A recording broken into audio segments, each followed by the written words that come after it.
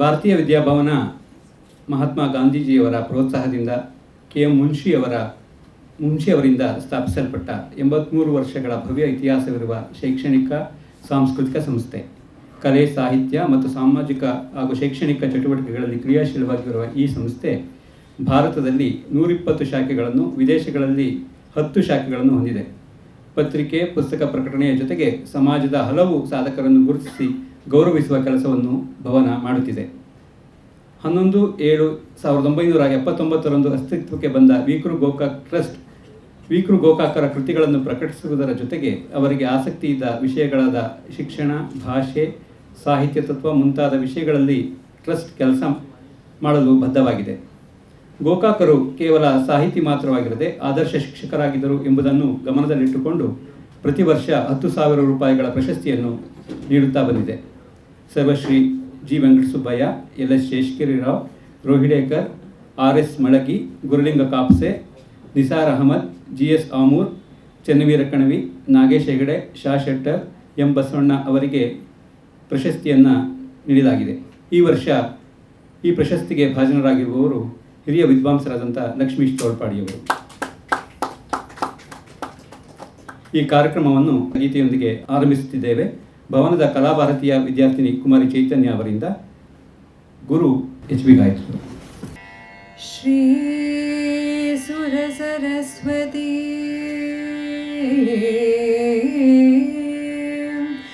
ದೇವಿ ಸರ್ವ ವಿದ್ಯಾ ಸಾಗರಿ ವಿದ್ಯಾ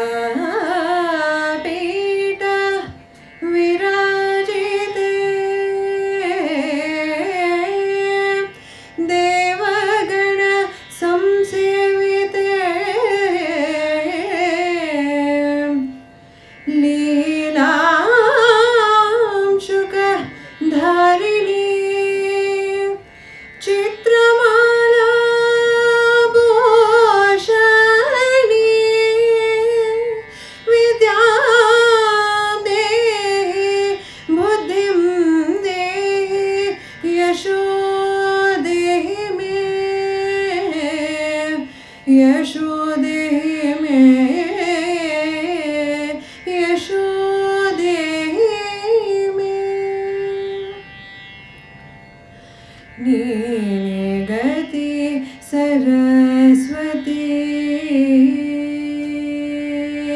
नीने गति सरस्वती ಎನ್ನ ಮನಕ್ಕೆ ಕೊಡೋ ದೃಢ ಸನ್ಮತಿ ನೀನೆ ಗತಿ ಸರಸ್ವತಿ ಎನ್ನ ಮನಕ್ಕೆ ಕೊಡೋ ದೃಢ ಸನ್ಮತಿ ನೀನೆ ಗತಿ ಸರಸ್ವತಿ.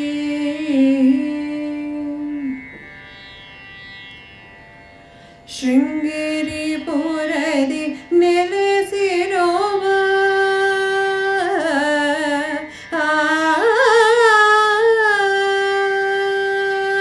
ಶೃಂಗೇರಿ ಪುರದಿ ನೆಲೆಸಿರುವ ಶಾರದಾ ದೇವಿಯೇ ಸರ್ವರ ಪಾಲಿಸು. ಶೃಂಗೇರಿ ಪುರದಿ ನೆಲೆಸಿರುವ ಶಾರದಾ ದೇವಿಯೇ ಸರ್ವರ ಪಾಲಿಸು. ಶಾರದಾ ದೇವಿಯೇ ಸರ್ವರ ಪಾಲಿಸು. ನೀನೆ ಗತಿ ಸರಸ್ವತಿ ಎನ್ನ ಮನಕ್ಕೆ ಕೊಡೋ ದೃಢ ಸನ್ಮತಿ ನೀನೆ ಗತಿ ಸರಸ್ವತಿ.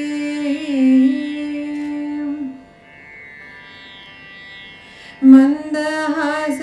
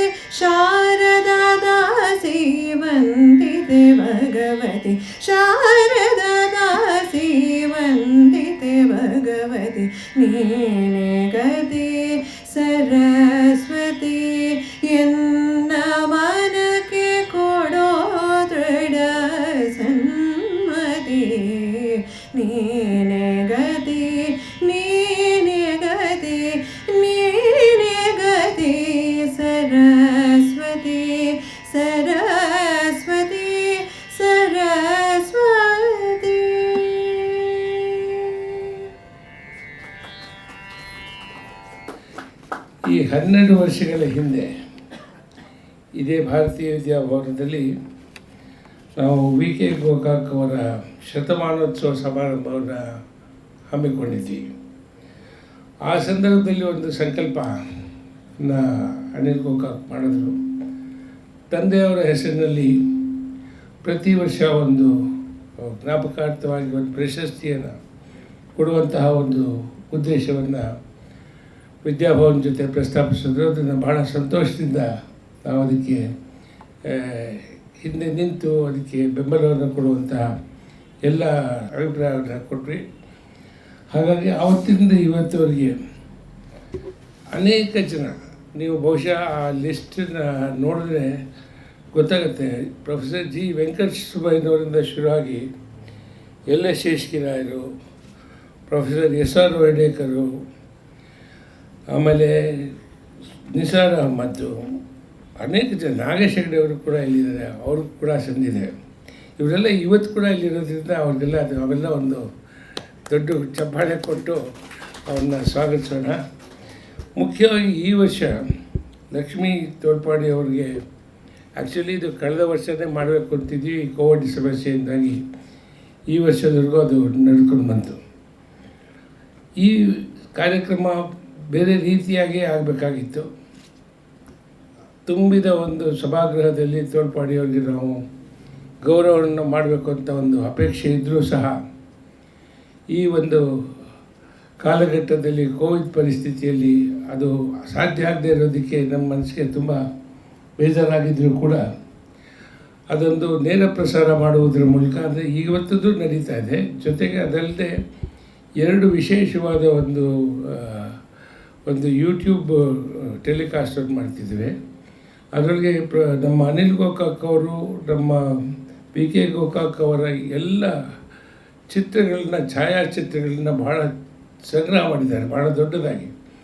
ಅದನ್ನೆಲ್ಲವನ್ನು ಒಂದು ವಿಡಿಯೋ ಮಾಡಿ ಅದನ್ನು ಎಲ್ಲ ಈ ಸೋಷಿಯಲ್ ಮೀಡಿಯಾದಲ್ಲಿ ಪೂರ್ತಿಯಾಗಿ ಅದನ್ನು ಹಂಚಿಕೊಳ್ಳುವಂತಹ ಒಂದು ಕಾರ್ಯಕ್ರಮವನ್ನು ನಾವು ಹಮ್ಮಿಕೊಂಡಿದ್ದೇವೆ. ಅದರಿಂದ ಸಾವಿರಾರು ಜನ ವಿಶ್ವದಾದ್ಯಂತ ಅದನ್ನು ನೋಡುವಂತಹ ಒಂದು ಅವಕಾಶವನ್ನು ಕಲ್ಪಿಸ್ತಾ ಇದ್ದೇವೆ. ಹಾಗೆ ಈ ಕಾರ್ಯಕ್ರಮದಲ್ಲಿ ಪ್ರಖ್ಯಾತ ವಿದ್ವಾಂಸರಾದ ತೋಳ್ಪಾಡಿಯವರ ಒಂದು ಮಾತನ್ನು ಕೇಳಬೇಕಂತ ಅನೇಕ ಜನ ಉತ್ಸುಕರಾಗಿರೋದ್ರಿಂದ ಅದನ್ನು ಕೂಡ ಇಡೀ ಭಾಷಣವನ್ನು ನಾವು ಈ ಸೋಷಿಯಲ್ ಮೀಡಿಯಾ ಮೂಲಕ ನಾವು ಅದನ್ನು ಪ್ರಸಾರ ಮಾಡ್ತಾ ಇದ್ದೇವೆ. ಇನ್ನು ಈ ಕಾರ್ಯಕ್ರಮದಲ್ಲಿ ನಮಗೆ ಅತ್ಯಂತ ಆತ್ಮೀಯರು ಹಾಗೂ ಗೆಳೆಯರಾದ ಪ್ರೊಫೆಸರ್ ನರಹಳ್ಳಿ ಬಾಲಸುಬ್ರಹ್ಮಣ್ಯ ಅವರು ಆಗಮಿಸಿದ್ದಾರೆ. ಅವ್ರ ಬಗ್ಗೆ ಎಷ್ಟು ಹೇಳಿದ್ರು ಅದು ಹೊಗಳಿಕೆ ಮಾತಾಗುತ್ತೆ. ಅವರಷ್ಟು ಒಳ್ಳೆಯ ಸ್ಥಾನವನ್ನು ಇವತ್ತು ಕನ್ನಡದ ಒಂದು ಸಾಹಿತ್ಯ ಪ್ರಪಂಚದಲ್ಲಿ ಅವರು ಆರಾಧನೆ ಮಾಡಿಕೊಂಡಿರೋದು, ಸಂಪಾದಿಸಿರೋದು ನಮಗೆಲ್ಲ ತುಂಬ ಹೆಮ್ಮೆಯ ವಿಚಾರ. ಅವರು ಬಂದಿರೋದು, ಅವ್ರ ಬಗ್ಗೆ ಮಾತಾಡ್ತಾರೆ. ಇವತ್ತು ಪ್ರಶಸ್ತಿ ಪುರಸ್ಕೃತರ ಮುಗಿಗೆ ಮುಂಚೆ ಅವರು ಇವತ್ತು ಸಭೆಯ ಅಧ್ಯಕ್ಷತೆಯನ್ನು ಕೂಡ ವಹಿಸ್ಕೊಂಡಿರೋದಕ್ಕೆ ನಾವು ಅವ್ರಿಗೆ ಕೃತಜ್ಞರಾಗಿದ್ದೇವೆ.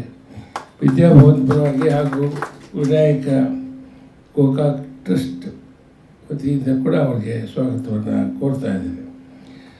ರವಿಕುಮಾರ್ ಅವರಿಲ್ಲದೆ ನಮಗೆ ಏನೂ ಕೆಲಸ ಮಾಡೋಕ್ಕಾಗೋದಿಲ್ಲ. ಈ ಪ್ರಶಸ್ತಿ ಪ್ರತಿಯೊಂದು ಸಮಾರಂಭದಲ್ಲೂ ಅವರು ಒಂದು ಮುಂದಾಳತ್ವವನ್ನು ವಹಿಸಿ ಪ್ರತಿಯೊಂದು ವಿಷಯದಲ್ಲೂ ನಮಗೆ ಅನಿಲ್ ಗೋಕಾಕ್ ತಂದೆ every minute details is been discussed. ಯಾರು ಎಷ್ಟೊತ್ತಿಗೆ ಬರ್ತಾರೆ, ಎಲ್ಲಿ ಕೂತ್ಕೊಳ್ತಾರೆ, ಏನು ಮಾಡ್ತಾರೆ, ಪ್ರಶಸ್ತಿ ಪತ್ರ ಸಿದ್ಧವಾಗಿದೆಯೇ, ಅದನ್ನು ಯಾರು ಪ್ರೂಫ್ ನೋಡಿದ್ರು, ಇಷ್ಟು ಡೀಟೇಲಾಗಿ ಅವರು ಅನಿಲ್ ಗೋಕಾಕ್ ಅವ್ರು ಮಾಡ್ತಾರಲ್ಲ. ನಮ್ಮಲ್ಲಿ ನೂರಾರು ಪ್ರಶಸ್ತಿಗಳನ್ನ ವರ್ಷದಲ್ಲಿ ಇಲ್ಲಿ ಈ ಥರ ಡಿಸ್ಟ್ರಿಬ್ಯೂಟ್ ಆಗುತ್ತೆ.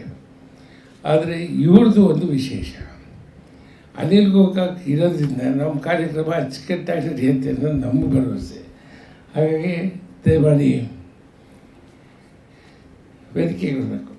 ಎಲ್ಲ ಬಂದಿದ್ದೇವೆ, ದಯವಿಟ್ಟು ಬನ್ನಿ, ಬನ್ನಿ, ಇಲ್ಲೇ ತೊಂದರೆ ಇಲ್ಲ, ದಯಮಾಡಿ ಬನ್ನಿ. ನೀವಿರಬೇಕು, ಸಭೆಗೆ ಭೂಷಣ.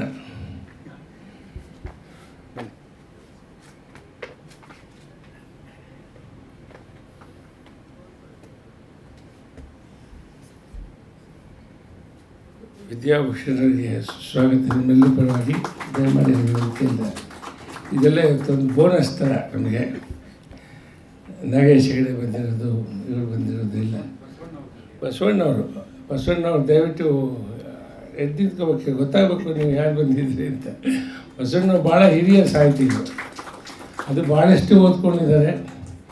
ಒಳ್ಳೆ ಎಲೆ ಮನೆ ಕಾಯ್ತಾರ ಅವರ ಸೇವೆ. ಯಾವಾಗಲೂ ತೋರಿಸ್ಕೊಂಡೇ ಇಲ್ಲ ಅವರು ಎಷ್ಟು ಜ್ಞಾನವಂತರು, ಬುದ್ಧಿವಂತರು, ಅವರ ಜ್ಞಾನ ಎಷ್ಟಿದೆ ಅಂತ. ಅದನ್ನು ನರಹಳ್ಳಿ ಏನಾದ್ರು ಒಂದು ವಿಚಾರ ಮಾಡಬೇಕು ಬಸವಣ್ಣವ್ರ ವಿಚಾರದಲ್ಲಿ, ಅದನ್ನು ಹೆಚ್ಚು ಪ್ರಚಾರಕ್ಕೆ ತರುವಂತಹ ಒಂದು ಕೆಲಸವನ್ನು ಸಾಹಿತ್ಯ ಅಕಾಡೆಮಿಯ ಮೂಲಕ ನರಹಳ್ಳಿ ಬಾಲಸುಬ್ರಹ್ಮಣ್ಯರು ಭಾಳ ದೊಡ್ಡ ಕೆಲಸಗಳನ್ನು ಮಾಡ್ತಿದ್ದಾರೆ. ಅದರ ಜೊತೆಗೆ ವಿದ್ಯಾಭವನ ಯಾವಾಗಲೂ ಇರುತ್ತೆ ಅಂಥೇಳಿ ಇವತ್ತಿನ ಸಭೆಗೆ ತಾವೆಲ್ಲ ಕೂಡ ಬಂದಿದ್ದೀರ. ನಿಮಗೆಲ್ಲರೂ ಕೂಡ ವಿದ್ಯಾಭವನ ಪರವಾಗಿ ಪ್ರೊಫೆಸರ್ ವಿ ಕೆ ಗೋಕಾಕ್ ಅವರ ಈ ವಾಂಗ್ಮಯ ಟ್ರಸ್ಟ್ನ ಪರವಾಗಿ ಸ್ವಾಗತವನ್ನು ಕೇಳಿ ನಮಸ್ಕಾರ ಮಾಡ್ತಾಯಿದ್ದೇನೆ. ನಮಸ್ತೆ.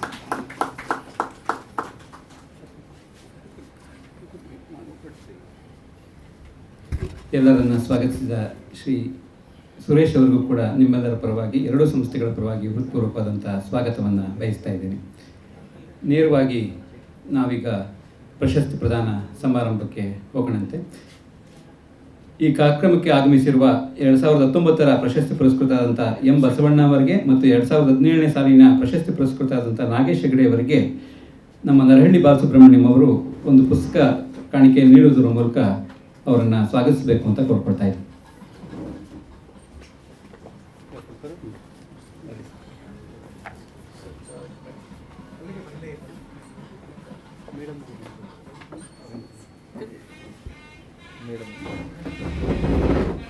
ದಯವಿಟ್ಟು ಶ್ರೀಮತಿ ಲಕ್ಷ್ಮೀ ತೋಳ್ಪಾಡಿ ಅವರು ವೇದಿಕೆಗೆ ಬರಬೇಕು. ವಿಜಯ ಅವರು ಲಕ್ಷ್ಮೀ ತೋಳ್ಪಾಡಿ ಅವರ ಜೊತೆಗೆ ಈ ಪ್ರಶಸ್ತಿಯನ್ನು ಸ್ವೀಕರಿಸಬೇಕು ಅಂತ ನಾನು ಕೋರ್ಕೊಳ್ತಾ ಇದ್ದೀನಿ.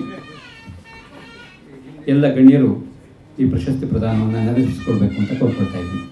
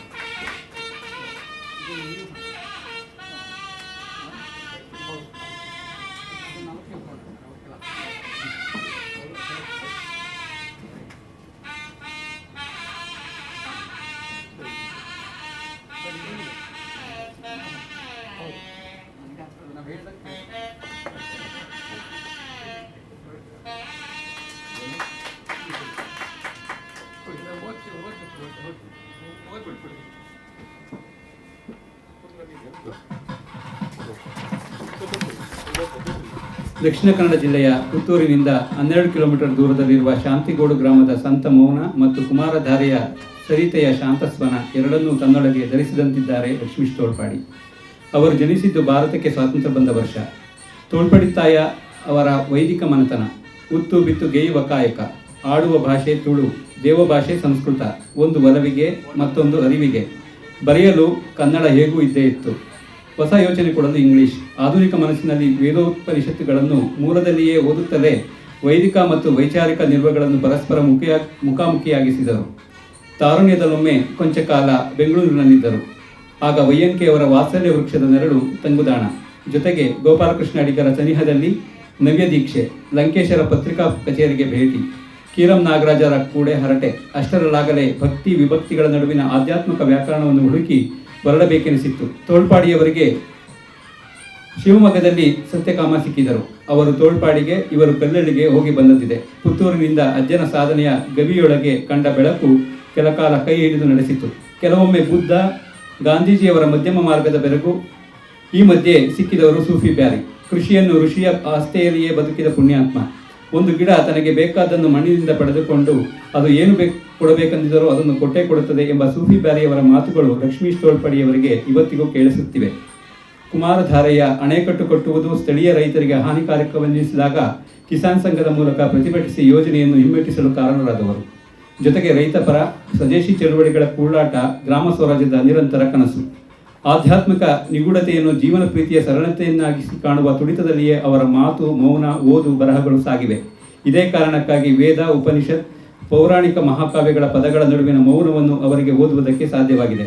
ಗೋತ್ರಗಳು ಹುಟ್ಟಿನಿಂದ ಬರುವುದಿಲ್ಲ ಎಂಬ ಸಮರ್ಥನೆಗಾಗಿ ಉಪನಿಷತ್ತುಗಳ ವಾಕ್ಯಗಳನ್ನು ಉದ್ಧರಿಸಲು, ಬಂಧುಮೋಹ ತೊರೆದ ಅರ್ಜುನನೇಕೆ ಅಭಿಮನ್ಯು ಅಳಿದಾಗ ಅಳುತ್ತಾನೆ ಎಂಬ ಜಿಜ್ಞಾಸೆ ವ್ಯಕ್ತಪಡಿಸಲು ಅವರಿಗಷ್ಟೇ ಸಾಧ್ಯ. ಮಹಾಭಾರತ ಅನೇಕ ಬಾಗಿಲುಗಳನ್ನು ಹೊಂದಿದ ಒಂದು ಗುಹೆಯಂತಿದೆ.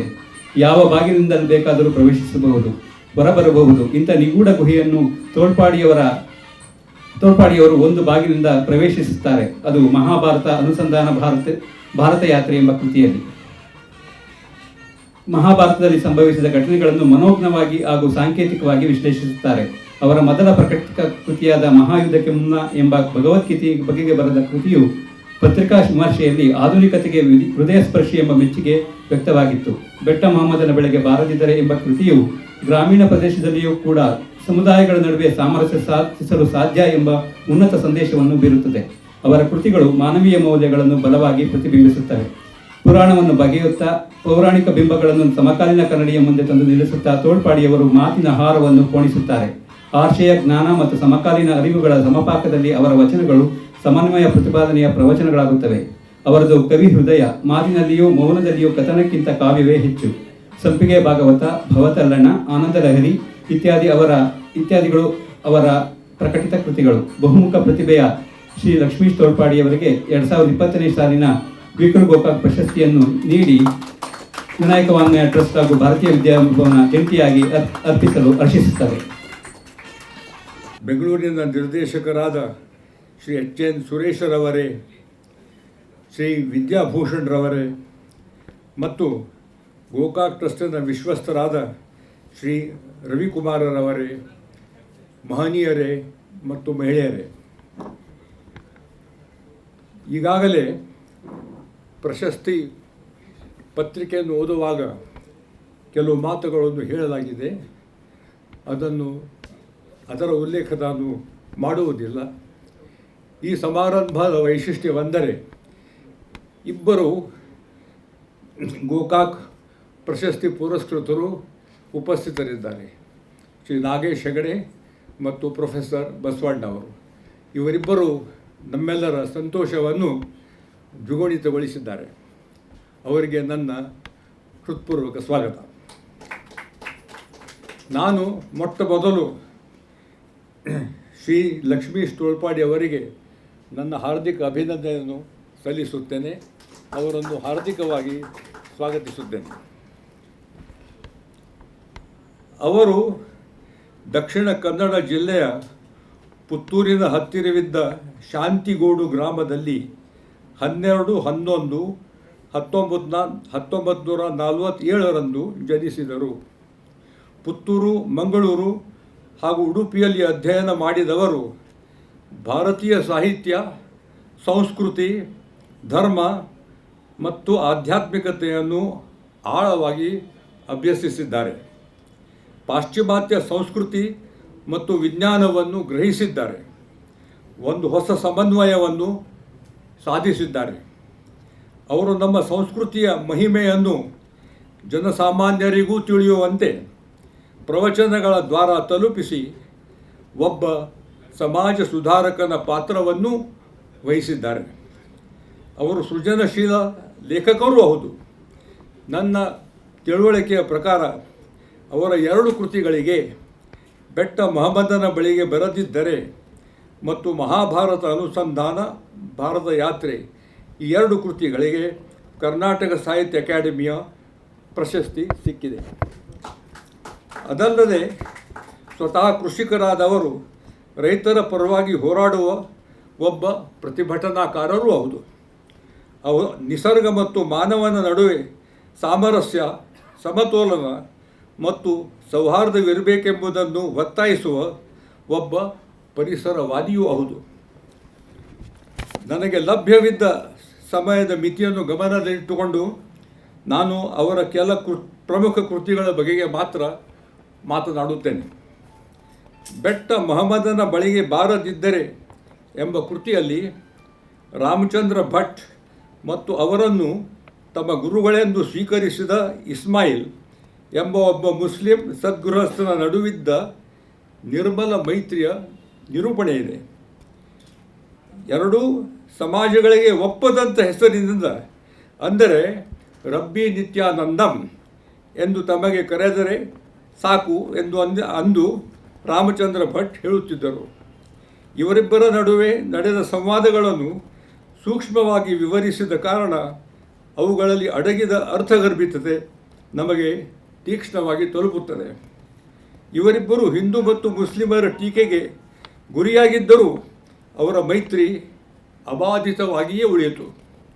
ಗ್ರಾಮೀಣ ಪ್ರದೇಶದಲ್ಲಿ ಇಂದಿಗೂ ಸೆಕ್ಯುಲರಿಸಮ್ ಜೀವಂತವಾಗಿರಬಲ್ಲದೆಂಬುದಕ್ಕೆ ಇದು ಸಾಕ್ಷಿ. ಬಹುಮತೀಯ ಮತ್ತು ಬಹುಭಾಷಿಕವಾದ ನಮ್ಮ ರಾಷ್ಟ್ರದಲ್ಲಿ ಇಂಥ ಕೃತಿಗಳು ಸಮಾಜದ ಏಕತೆ ಮತ್ತು ಪ್ರಗತಿಗಾಗಿ ದಾರಿದೀಪಗಳಾಗಬಹುದು.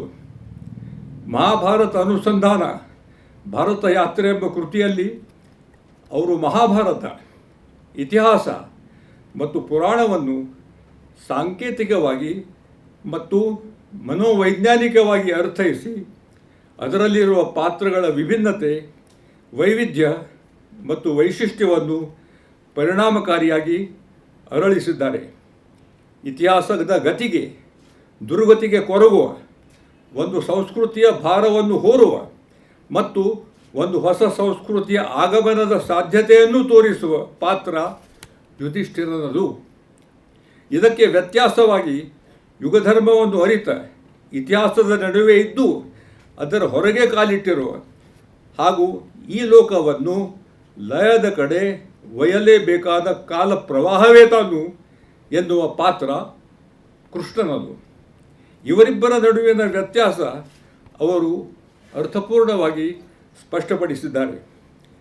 ಆದರೆ ಕೃಷ್ಣ ತನ್ನನ್ನು ಕಾಲಪುರುಷವೆಂದು ಕರೆದುಕೊಂಡರೆ ಯಮಧರ್ಮನ ಮಗನೇ ಯುಧಿಷ್ಠಿರರಾಗಿದ್ದಾರೆ. ಕಾಲಪುರುಷನೇ ಆದ ಯಮಧರ್ಮನ ಮಗನೇ ಯುಧಿಷ್ಠಿರ. ಹೀಗೆ ಇವರಿಬ್ಬರಲ್ಲಿ ವ್ಯತ್ಯಾಸವಿದ್ದರೂ ಇವರಿಬ್ಬರ ಪಾತ್ರಗಳು ಒಂದೇ ನಾಣ್ಯದ ಎರಡು ಮುಖಗಳಂತೆ ನಾವು ಕಾಣುತ್ತೇವೆ.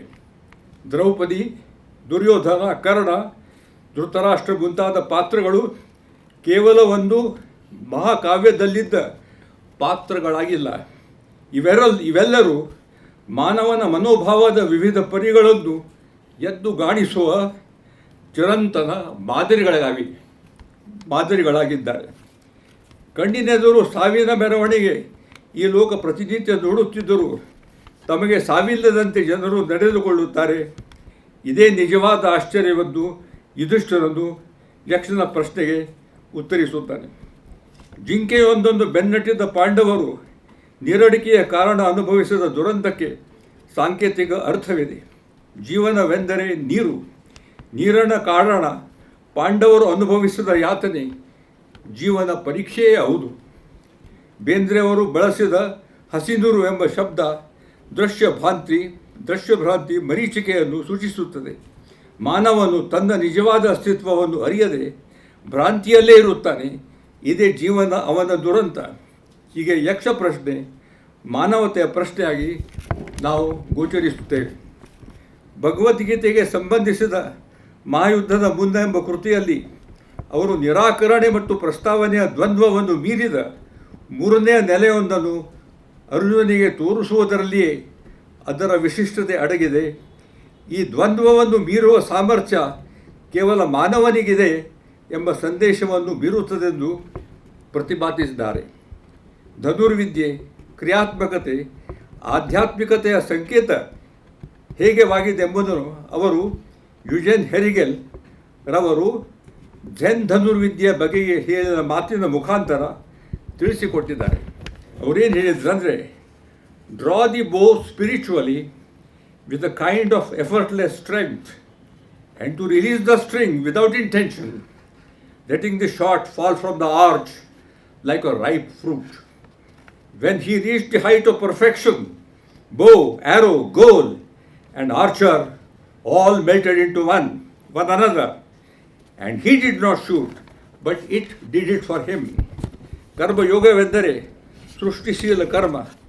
ಫಲದ ಮೇಲಿನ ಆಸಕ್ತಿಗಿಂತಲೂ ಕ್ರಿಯಾತ್ಮಕತೆಯಲ್ಲಿ ತೃಪ್ತಿ ಕಾಣುವ ಸಾಧ್ಯತೆಯನ್ನು ಒತ್ತಾಯಿಸುತ್ತದೆ. ಸೃಜನಶೀಲ ತೃಪ್ತಿಯನ್ನು ಕೊಡುವ ಕರ್ಮ ವೈಯಕ್ತಿಕವಾಗಿ ಹಾಗೂ ಸಾಮಾಜಿಕವಾಗಿ ಉತ್ಪಾದಕ ಮತ್ತು ರಚನಾತ್ಮಕವಾಗಬಲ್ಲದು. ಫಲವು ಕರ್ತೃವನ್ನಲ್ಲದೆ ಸಮಾಜಕ್ಕೂ ಸಂಬಂಧಿಸಿದೆ. ಕರ್ಮ ಫಲತ್ಯಾಗವೆಂಬ ಪರಿಕಲ್ಪನೆ ಭಗವದ್ಗೀತೆ ಮತ್ತು ಸಮಾಜಶಾಸ್ತ್ರದ ನಡುವಿದ್ದ ನಿಕಟ ಸಂಬಂಧವನ್ನು ಬಯಲುಗೊಳಿಸುತ್ತದೆ. ಭಕ್ತಿಯ ನೆಪದಲ್ಲಿ ಎಂಬ ಕೃತಿಯಲ್ಲಿ ಭಕ್ತಿ ಮತ್ತು ಭಗವಂತನ ನಡುವಿದ್ದ ಪರಸ್ಪರತೆ ಮತ್ತು ಅನಿವಾರ್ಯತೆ ರಾಮಾನುಜಂ, ಕನಕದಾಸ್, ಪುರಂದರದಾಸರವರಂಥ ಸಂತ ಪುರುಷರು ಭಕ್ತಿ ಮಾರ್ಗದ ತಿರುಳನ್ನು ಸಮಾಜದ ವಿವಿಧ ಸ್ತರಗಳಲ್ಲಿ ಜನಪ್ರಿಯಗೊಳಿಸಲು ಸಂಗೀತಮಯ ಮತ್ತು ಕಾವ್ಯಾತ್ಮಕ ಮಾಡಿದ ಸತ್ಕಾರ್ಯವನ್ನು ವಿವರಿಸಿದ್ದಾರೆ.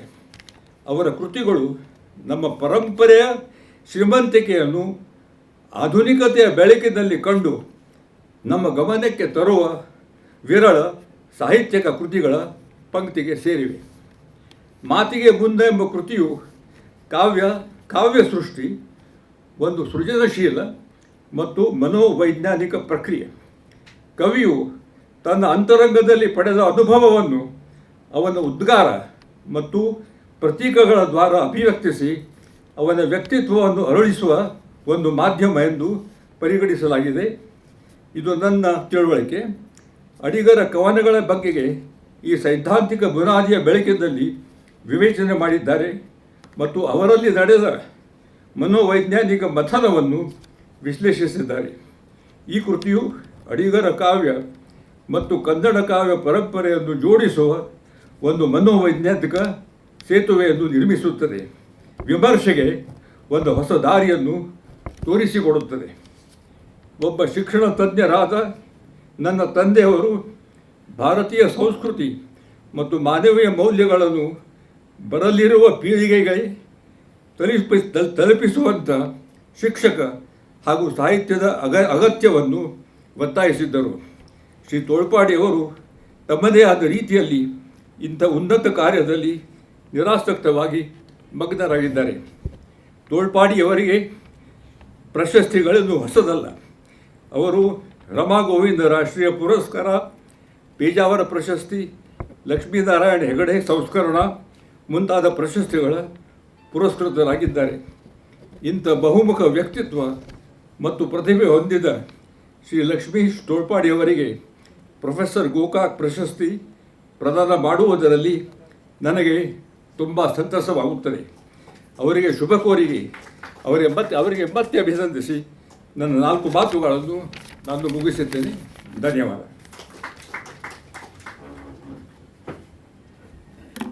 ಪ್ರಶಸ್ತಿ ಪ್ರದಾನ ಮಾಡಿ ತಮ್ಮ ಅಭಿಪ್ರಾಯಗಳನ್ನು ಹಂಚಿಕೊಂಡಂಥ ಅನಿಲ್ ಗೋಕಾಕ್ ಅವರಿಗೆ ಧನ್ಯವಾದಗಳು.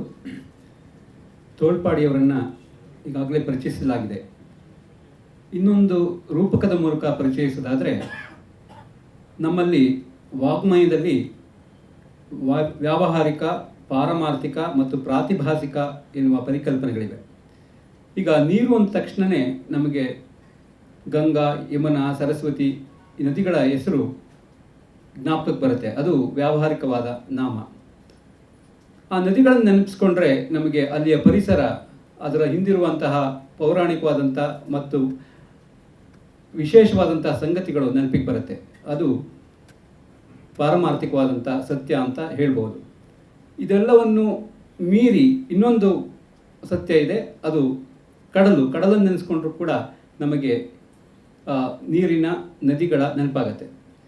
ತೋಳ್ಪಾಡಿಯವರು ನೋಡುವ ಕ್ರಮ ಯಾವುದು ಅಂತಂದರೆ, ಇಡೀ ಕಡಲೇ ಈ ನದಿಗಳ ಸಮೂಹ ಅಂತ. ಅಂದರೆ ನಾವು ನೋಡುವಂಥ ಕ್ರಮಕ್ಕಿಂತ ಭಿನ್ನವಾಗಿ ಅವರು ವಸ್ತುಗಳನ್ನು, ಸ್ಥಿತಿಗಳನ್ನು ಪರಿಭಾವಿಸ್ತಾರೆ ಅನ್ನೋದು ಇಲ್ಲಿ ಬಹಳ ಮುಖ್ಯವಾದಂಥ ಸಂಗತಿ. ಈಗ 2020ನೇ ಸಾಲಿನ ಪ್ರೊಫೆಸರ್ ವಿಕ್ರು ಗೋಕಾಕ್ ಪ್ರಶಸ್ತಿಯನ್ನು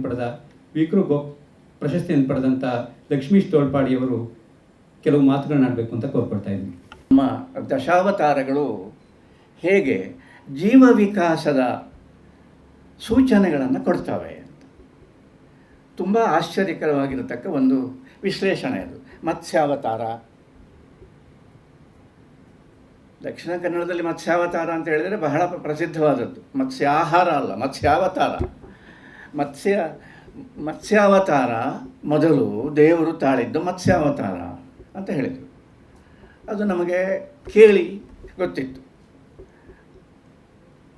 ಆಮೇಲೆ ಹೇಳಿದರು, ವಿಜ್ಞಾನ ಹೇಳ್ತದೆ ಏನು ಅಂದರೆ ಜೀವ ಮೊದಲು ಹುಟ್ಟಿದ್ದು ಕಡಲಿನಲ್ಲಿ, ಸಮುದ್ರದಲ್ಲಿ, ಉಪ್ಪು ನೀರಿನಲ್ಲಿ ಹುಟ್ಟಿದ್ದು ಅಂತ. ಇದಕ್ಕೂ ದೇವರ ಅವತಾರಗಳಲ್ಲಿ ಮತ್ಸ್ಯಾವತಾರ ಮೊತ್ತ ಮೊದಲನೇ ಅವತಾರ ಅಂತ ಹೇಳುವುದಕ್ಕೂ ಒಂದು ಸಂಬಂಧ ಇದೆ ಅಂತ ಹೇಳಿದರು. ನನಗೆ ಎಂಥದ್ದು ಅಂತ ಗೊತ್ತಾಗದಿದ್ದರೂ ಒಂದು ವಿಶೇಷವಾದ ರೋಮಾಂಚನ ಆಯಿತು. ಇದು ನನಗೆ ಭಾಳ ಯಾವಾಗಲೂ ಇದೆ. ಇದು ಗೊತ್ತಾದರೆ ರೋಮಾಂಚನ ಆಗುವುದಿಲ್ಲ ಅಥವಾ ಕಡಿಮೆ ಆಗ್ತದೆ. ಅದು ಗೊತ್ತಾಗಬೇಕು, ಗೊತ್ತಾಗದೆ ಇರಬೇಕು. ಪೂರ್ತಿ ಗೊತ್ತಾಗಬಾರ್ದು, ಪೂರ್ತಿ ಗೊತ್ತಾಗದೆಯೂ ಇರಬಾರ್ದು. ಅದರ ಮಧ್ಯದಲ್ಲಿ ಒಂದು ಅರ್ಧ ನಿಮೀಲಿತ ಅಂತ. ಕಣ್ಣು ಪೂರ್ತಿ ತೆರೆದರೆ ಎಲ್ಲವೂ ಬಹಳ ಸ್ಪಷ್ಟವಾಗಿ ಕಂಡರೆ, ಬಹಳ ವಾಸ್ತವಿಕವಾಗಿ ಬಿಟ್ಟು ಎವ್ರಿಥಿಂಗ್ ಬಿಕಮ್ಸ್ ಡ್ರೈ. ನಮಗೆಲ್ಲ ಗೊತ್ತಿದೆ ಅಂತ. ಪೂರ್ತಿ ಕಣ್ಣು ಮುಚ್ಚಿದರೆ ಯಾವುದೂ ಕಾಣುವುದಿಲ್ಲ. ಮತ್ತು ಏನೋ ನಮ್ಮ ಪ್ರಾರಂಭ ನಮ್ಮ ಒಳಗಿದ್ದದ್ದು ನಮಗೆ ಕಾಣಲಿಕ್ಕೆ ಪ್ರಾರಂಭ ಆಗ್ತದೆ. ಅದು ಎರಡನ್ನೂ ಬಿಟ್ಟು ಈ ಅರ್ಧ ನಿಮೀಲಿತ ಅಂತ, ಪೂರ್ತಿ ತೆರೀಬಾರದು, ಪೂರ್ತಿ ಮುಚ್ಚಬಾರದು, ಮಧ್ಯಮ ಮಾರ್ಗ ಅದು ನನಗೆ ಹಾಗಾಯಿತು. ಏನು ಅಂದರೆ ಏನೋ ಒಂದು ಎಂಥದೋ ಒಂದು ಇದೆ ಅಂತ, ಎಂಥದ್ದು ಹೇಳಲಿಕ್ಕಾಗೋದಿಲ್ಲ. ಅದು ಒಂದು ಸುಖ. ಜ್ಞಾನ ನಮಗೆ ಗೊತ್ತಿಲ್ಲದೆ ಒಂದು ವಿಚಿತ್ರವಾದ ಸುಖವನ್ನು ಉಂಟು ಮಾಡುತ್ತದೆ. ಎಷ್ಟೋ ಸರ್ತಿ ದುಃಖವನ್ನು ಉಂಟು ಮಾಡ್ತದೆ. ಪೂರ್ತಿ ಗೊತ್ತಾದರೆ ದುಃಖವೇ, ಅದು ಸುಖವನ್ನು ಉಂಟು ಮಾಡ್ತದೆ. ಹಾಗೆ ಹೇಳಿದರು. ಆಮೇಲೆ ಏನು ಹೇಳಿದರು ಅಂದರೆ ಇದು ನೋಡಿ, ಕಡಲಿನಲ್ಲಿ ಹುಟ್ಟಿದ ಮೊತ್ತ ಮೊದಲನೆಯ ಜೀವಿ ನಮ್ಮ ಪೂರ್ವಜ. ಅದು ಮತ್ತೊಂದು ಆಶ್ಚರ್ಯ. ಯಾಕೆಂದರೆ ಅದು ಈಗ ಯಾಕೆ ಹುಡ್ತಾ ಇಲ್ಲ ಅಂತ, ಹುಡ್ತಾ ಉಂಟೋ ಏನೋ ಯಾರಿಗೂ ಗೊತ್ತು. ಈಗ ನಮ್ಮ ಪೂರ್ವಜರು, ಈಗ ನಾವು ಬಂದ ಮೇಲೆ ಮತ್ತೊಂದು ಮಾತು ಹೇಳಿದರು. ಏನು ಅಂದರೆ ಕನ್ನಡದಲ್ಲಿ ಒಂದು ಪದಪ್ರಯೋಗ ಇದೆ, ಭಾಳ ಚೆನ್ನಾಗಿರುವ ಒಂದು ಪ್ರಯೋಗ. ಅದೇನು ಹೇಳ್ತದೆ ಅಂದರೆ, ಅದು ಕಡಲಿನಲ್ಲಿ ಹುಟ್ಟಿದ ಜೀವಿಯ ಒಂದು ವಿಷಯವನ್ನು ಹೇಳ್ತದೆ. ಆ ಪ್ರಯೋಗ ಯಾವುದು ಅಂದರೆ ದಡ ಹತ್ತುವುದು ಅಂತ. ಭಾಷೆಯಲ್ಲಿ ಒಂದು ಪ್ರಯೋಗ ಅದು. ಏನು ಅಂದರೆ ಕೊನೆಗೂ ದಡ ಹತ್ತಿದ. ನಾವು ನಾನಾ ಕಾರಣಗಳಿಗೋಸ್ಕರ ನಾನಾ ಅರ್ಥಗಳನ್ನು ಮನಸ್ಸಲ್ಲಿ ಇಟ್ಕೊಂಡು ಆ ಮಾತನ್ನು ಪ್ರಯೋಗ ಮಾಡ್ತೇವೆ. ಒಬ್ಬರೊಂದು ಮನೆ ಕಟ್ಟಿದರೆ ಸಾಕು, ಕೊನೆಗೂ ದಡ ಹತ್ತಿದ ಅಂತ ಹೇಳ್ತೇವೆ. ಮದುವೆ ಆದರೆ ಸಾಕು, ಅದು ಏನಂತ ಗೊತ್ತಿಲ್ಲ ನನಗೆ, ಗೊತ್ತಿದೆ. ದಡ ಹತ್ತಿದ ಅಂತ ನಾನಾ ರೀತಿ ಹೇಳ್ತಾರೆ. ಅಂದರೆ ಏನೋ ಒಂದು ಸೆಟಲ್ಡ್ ಅಂತ.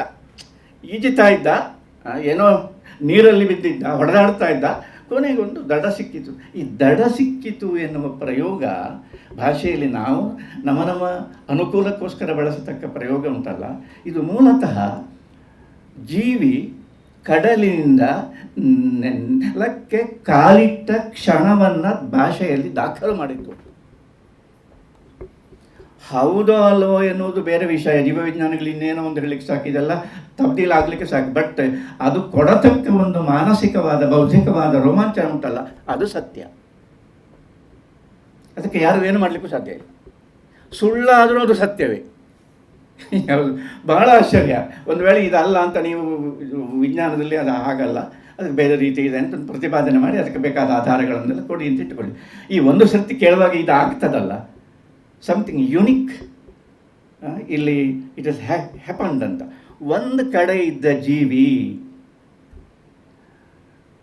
ಅದನ್ನು ದಾಟಿ ಇನ್ನೊಂದು ನೆಲೆಗೆ ಬಂದು ನಿಲ್ಲುವುದನ್ನು ಭಗವದ್ ಅವತಾರಗಳ ಕಥೆ ಹೇಳ್ತದೆ ಅಂತ ಇವತ್ತಿಗೂ ನನಗೆ ನೆನಪಿದೆ.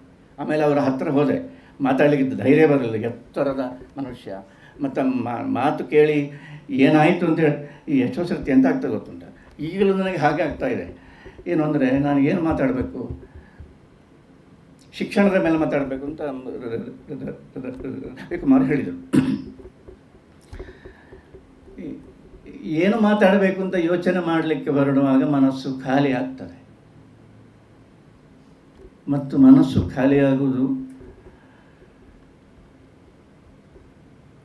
ಮಾತಾಡುವುದಕ್ಕೆ ಹೊರಟವರ ಮನಸ್ಸು ಖಾಲಿಯಾಗುವುದು ಕೇಳುವವರ ಒಂದು ಭಾಗ್ಯ, ಮಾತಾಡುವವರದ್ದು ಒಂದು ಭಾಗ್ಯ ಅದು. ಯಾಕೆಂದರೆ ಅದೇನೆಂದರೆ ಖಾಲಿ ಆಯಿತು ಅಂದರೆ ಇಗ್ನೋರೆನ್ಸ್ ಅಲ್ಲ ಅದು. ಮತ್ತೇನೇನೆಂದರೆ ಏನೋ ಎಂತಂತ ಗೊತ್ತಿಲ್ಲ, ನನಗೆ ಯಾವುದನ್ನು ಬಲಾತ್ಕಾರವಾಗಿ ನಾವು ಯಾವುದನ್ನಾದರೂ ಒಂದು ಪೋಣಿಸ್ಕೊಂಡು ಬಂದರೆ ಅದು ಕಲ್ತದ್ದು. ಇದು ಇನ್ನೊಂದು ದೊಡ್ಡ ಆಶ್ಚರ್ಯ, ಕಲ್ತದ್ದನ್ನು ಮಾತಾಡಿದರೆ ಹಲವುದದು, ಕಲಿಯದೇ ಇದ್ದದನ್ನು ಮಾತಾಡಲಿಕ್ಕೆ ಸಾಧ್ಯ ಇಲ್ಲ. ಆದರೆ ಕಲಿಯದೇ ಇದ್ದದ್ದು ನಮ್ಮ ಒಳಗಡೆ ಇರಬಹುದು. ಇದ್ದರೆ ಅದಕ್ಕೆ ನಾವು ಅದಕ್ಕೆ ಒಂದು ಹೇಗೆ ಏನು ಅಭಿವ್ಯಕ್ತಿಯನ್ನು ಕೊಡುವುದು, ಯೋಚನೆ ಮಾಡ್ತಾ ಹೋಗುವುದು, ಕೃತಕವಾಗಿ ಅಲ್ಲ. ಸೊ ಮನಸ್ಸು ಖಾಲಿ ಆದಾಗ ಬಹಳ ಜೀವಂತವಾಗಿರುತ್ತದೆ. ಏನು ಹೇಳುವುದಕ್ಕೆ ಹೊರಟಿದ್ದೇನೆ ಅಂದರೆ, ಒಂದು ನೆಲೆಯಿಂದ ಇನ್ನೊಂದು ನೆಲೆಗೆ ಒಂದು ಬದಲಾಗುವುದುಂಟಲ್ಲ, ಬರುವುದುಂಟಲ್ಲ, ಇದು ಬಹಳ ಮೂಲಭೂತ. ಇದು ಮನುಷ್ಯನ ಜೀವನದಲ್ಲಿ ನಡೆದಿರತಕ್ಕ ಸಂಗತಿಯನ್ನು ಒಂದು ಮೈಥಾಲಜಿಯಲ್ಲಿ ಬೇರೆ ರೀತಿಯಲ್ಲಿ ಅದನ್ನು ಅವರು ಪ್ರಕಟಿಸಿದರು ಅಂತ. ಸೊ ಇದರಿಂದ ಏನಾಯಿತು ಅಂದರೆ, ಈ ಮಿತ್ ಉಂಟಲ್ಲ, ಮೈಥಾಲಜಿ, ಈ ಪುರಾಣ, ಈ ವೇದೋಪನಿಷತ್ತುಗಳು ಇತ್ಯಾದಿ ಅನೇಕ ಸಂಗತಿಗಳು, ಇದು ಏನೋ ಒಂದು ರಹಸ್ಯವನ್ನು ಹೇಳ್ತದೆ. ಅದು ಒಂದು ಧಾರ್ಮಿಕ ಸಂಗತಿ ಅಂತ ನಾವು ಏನೊಂದು ಸಿದ್ಧಾಂತ ಮಾಡಿ ಇಟ್ಟಿದ್ದೇವೆ, ಅದನ್ನು ಪ್ರತಿಪಾದನೆ ಮಾಡತಕ್ಕ ವಿಷಯ ಮಾತ್ರ ಅಲ್ಲ ಅದು. ಮತ್ತು ಏನೋ ಒಂದು ರಹಸ್ಯ ಇದೆ ಇಲ್ಲಿ ಅಂತ. ಉಪನಿಷತ್ತು ಅಂದರೆ ಅರ್ಥ ನಿಜವಾಗಿ ರಹಸ್ಯ ಅಂತ, ಗುಟ್ಟು ಅಂತ.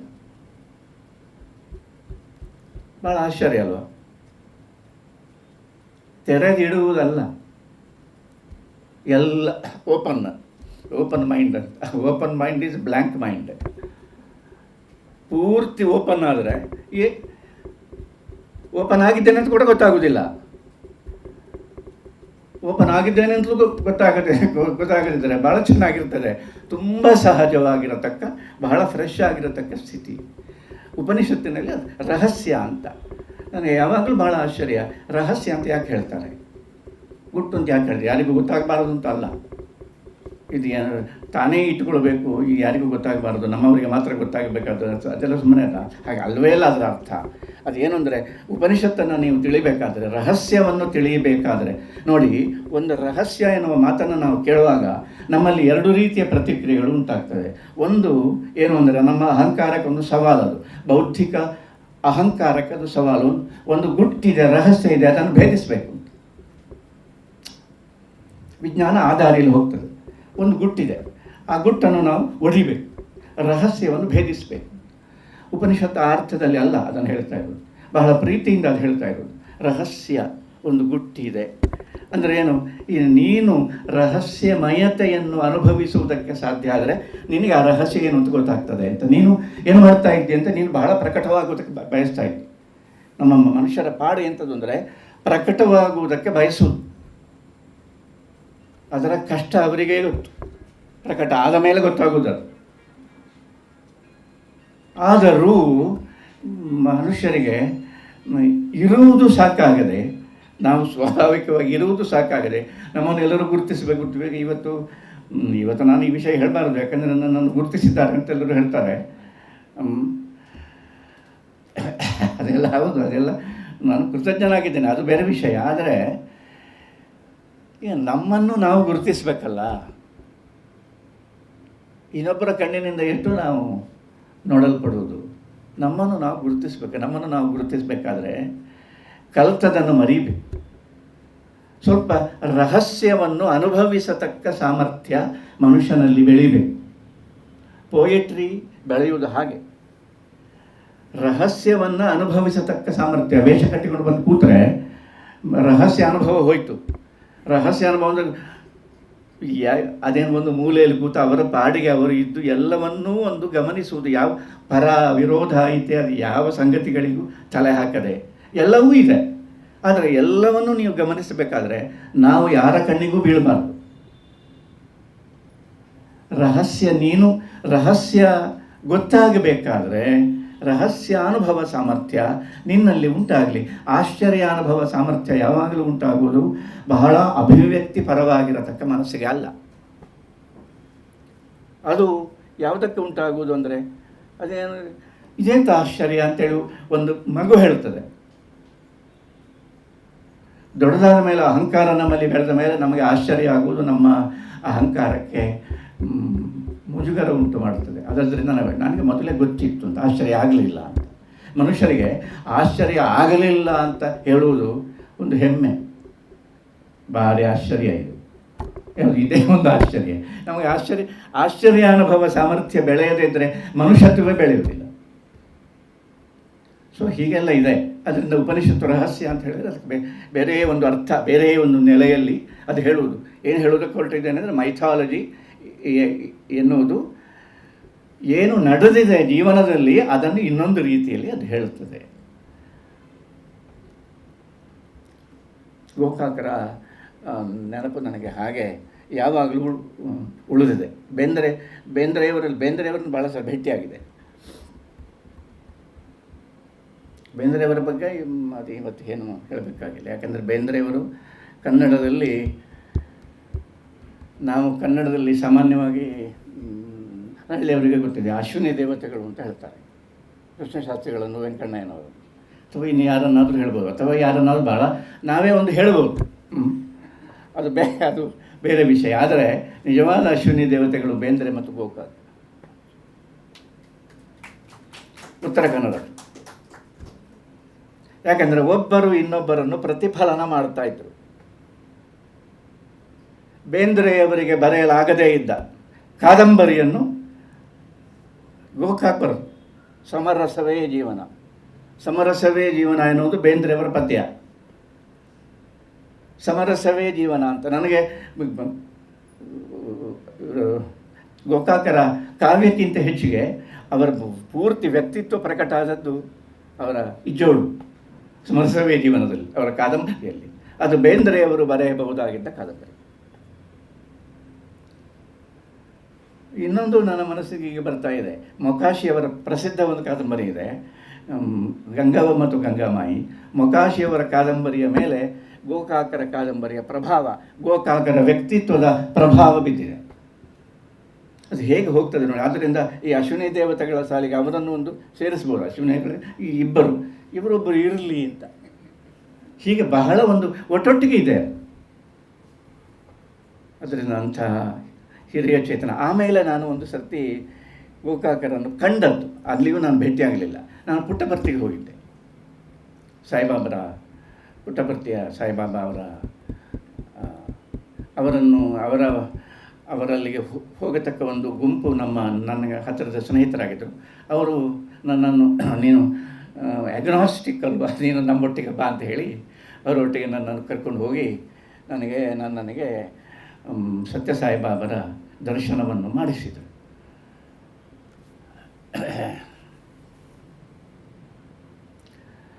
ಸಾವಿರಾರು ಜನ ಸೇರಿದ್ದಾರೆ. ಸಾಯಿಬಾಬರು ಅಲ್ಲಿ ಕೂತಿದ್ದಾರೆ. ಅವರೊಂದು ಅವರು ಸಿಂಹಾಸನದಲ್ಲಿ ಕೂತಿದ್ದಾರೆ. ಅವರು ಸಾಕ್ಷಾತ್ ಭಗವಂತ ಅಂತ ಎಲ್ಲರೂ ಹೇಳ್ತಾ ಇದ್ದಾರೆ. ಇದು ಯಾವುದನ್ನು ನನ್ನ ಮನಸ್ಸು ಒಪ್ಪುತ್ತಾ ಇಲ್ಲ. ಅವರ ಬಗ್ಗೆ ಎಲ್ಲರೂ ಹಾಡ್ತಾರೆ, ಹೊಗಳ್ತಾ ಇದ್ದಾರೆ, ಎಲ್ಲ ಮಾಡ್ತಾ ಇದ್ದಾರೆ. ಇವರಿಗೆಲ್ಲ ಏನಾಗಿದೆ ಎನ್ನುವ ಕೊಂಕು ಧ್ವನಿ ನನ್ನ ಮನಸ್ಸಿನಲ್ಲಿ ಕೇಳ್ತಾ ಇದೆ. ಇದ್ದಕ್ಕಿದ್ದ ಹಾಗೆ ದೂರದಲ್ಲಿ ಕೂತಿದ್ದ ಸತ್ಯಸಾಯಿಬಾಬಾ ಅವರ ಎರಡು ಕಣ್ಣು ನನ್ನ ಕಣ್ಣನ್ನು ನೋಡ್ತಾ ಇದೆ.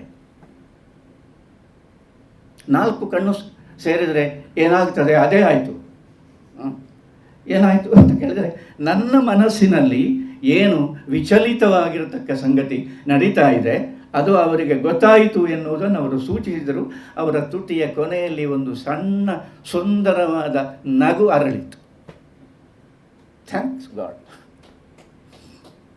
ನೀವು ನಂಬಬೇಕಾಗಿಯೇ ಇಲ್ಲ, ಲೋಕ ನಂಬಬೇಕಾಗಿಯೇ ಇಲ್ಲ, ನಾನು ನಂಬುವುದಕ್ಕೋಸ್ಕರ ಹೇಳ್ತಾನೇ ಇಲ್ಲ.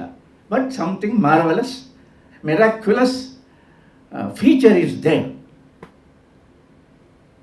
ಇನ್ನು ಅವರು ಪವಾಡ ಮಾಡಿದರು, ಮತ್ತೊಂದು ಮಾಡಿದರು, ಅದು ಮಾಡಿದರು, ಇದು ಮಾಡಿದರು, ಅದು ಸರಿಯೋ ತಪ್ಪೋ ನನಗೆ ಅದು ಬೇಕಾಗಿಯೇ ಇಲ್ಲ.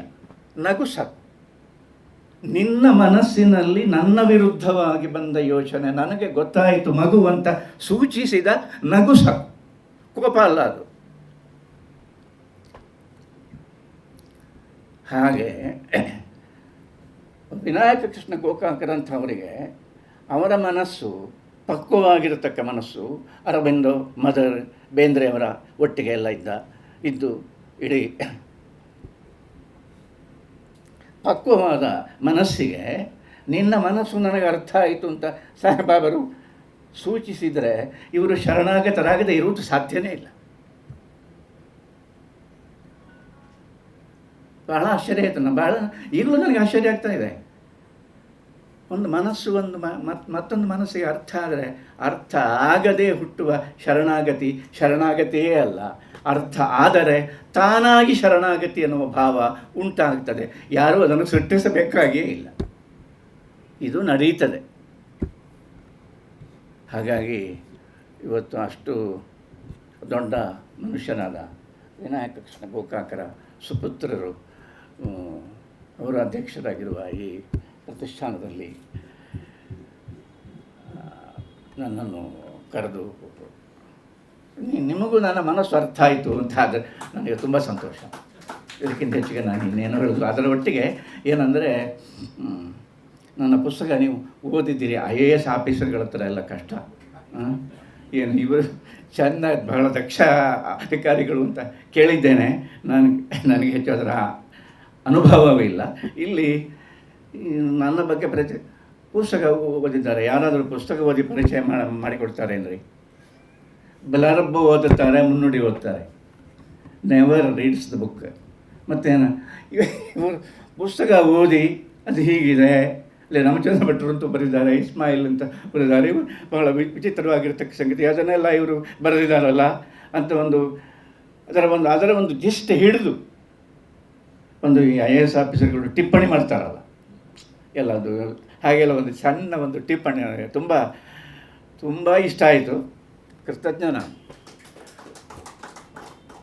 ಶಿಕ್ಷಣದ ಮೇಲೆ ನಾನು ಮಾತಾಡಬೇಕು. ನಾನು ಈ ಸಾರಿ ಮಾತಾಡಿದ್ದೆಲ್ಲ ಶಿಕ್ಷಣದ ಬಗ್ಗೆ ಗೊತ್ತಿಲ್ಲ ರೀ. ಈ ಎಷ್ಟೋ ಸರ್ತಿ ವಿಷಯ ಏನು ಅಂತ ಕೇಳಿದರೆ, ಶಿಕ್ಷಣದ ಮೇಲೆ ಮಾತಾಡ್ತೇನೆ ಅಂತ ನಾವು ಹೊರಟ್ರೆ ಅದು ಶಿಕ್ಷಣದ ಮೇಲೆ ಮಾತಾಡುವ ಆಗ್ತದೋ ಇಲ್ಲವೋ ಗೊತ್ತಿಲ್ಲ. ಅದು ಕೇಳುವವರ ಭಾಗ್ಯ ಹೊಂದಿಕೊಂಡಿದೆ. ನಾವು ಯಾವುದರ ಮೇಲೆ ಮಾತಾಡಿದರೂ ಅದು ಕೊನೆಗೆ ಬಂದು ನಿಲ್ಲುವುದು ಶಿಕ್ಷಣದ ಬಗ್ಗೆ. ಅದೇ ಆಶ್ಚರ್ಯ. ಸರ್, ನಾನು ಎಷ್ಟೊತ್ತು ಮಾತಾಡೋದು? ಒಂದು 10 ನಿಮಿಷ. ಇಡೀ ನನಗೆ ಆಶ್ಚರ್ಯ ಎಂಥದ್ದು ಅಂದರೆ, ಶಿಕ್ಷಣ ಇಲ್ಲದೆ ನಾವು ಕೃತಾರ್ಥರಾಗುವುದಿಲ್ಲ ಅಂತ ನಾವು ಭಾವಿಸಿದ್ದೇವಲ್ಲ, ಇದು ಏನು ಕಥೆ? ನಾವು ಹೇಗೆ ಇದ್ದೇವೋ ಹಾಗೆ ನಾವು ಕೃತಾರ್ಥರಾಗುವುದಕ್ಕೆ ಸಾಧ್ಯ ಇಲ್ಲ. ಕಲಿತರೆ ಕೃತಾರ್ಥರಾಗಬಹುದು. ಕಲಿಯುವುದು ಅಂದರೆ ಇನ್ನೊಬ್ಬರು ಯಾರಾದರೂ ನಮಗೆ ಕಲಿಸಬೇಕು. ಗುರು, ಆಚಾರ್ಯ, ಮೇಷ್ಟ್ರು, ಅವರಿಂದ ನಾವು ಕಲಿಬೇಕು. ಅವರು ನಮಗೆ ಕಲಿಸ್ತಾರೆ. ಆಮೇಲೆ ಅವರಂತೆ ನಮ್ಮನ್ನು ಮಾಡುವ ಶತಪ್ರಯತ್ನವನ್ನು ಮಾಡ್ತಾರೆ. ಲೋಕದಲ್ಲಿ ಎಲ್ಲ ಹೀಗೆ ಆಗ್ತಾ ಇದೆ. ಒಬ್ಬರು ತನ್ನಂತೆ ಇನ್ನೊಬ್ಬರನ್ನು ಮಾಡುವ ಪ್ರಯತ್ನವನ್ನು ಮಾಡ್ತಾ ಇದ್ದೇವೆ. ಆದ್ದರಿಂದ ಇಡೀ ಶಿಕ್ಷಣ ಅಂತ ಹೇಳಿದರೆ ಏನು ಎನ್ನುವುದನ್ನು ನಾವು ಒಂದು ಲಾಕ್ಷಣಿಕವಾಗಿ ಏನು ಶಿಕ್ಷಣ ಅಂತ ಹೇಳಿದರೆ, ಅಂದರೆ ಈ ಸೃಷ್ಟಿ ಅಂತ ಹೇಳಿದರೆ ಇದು ಅನುಕೃತಿ ಅಂತ.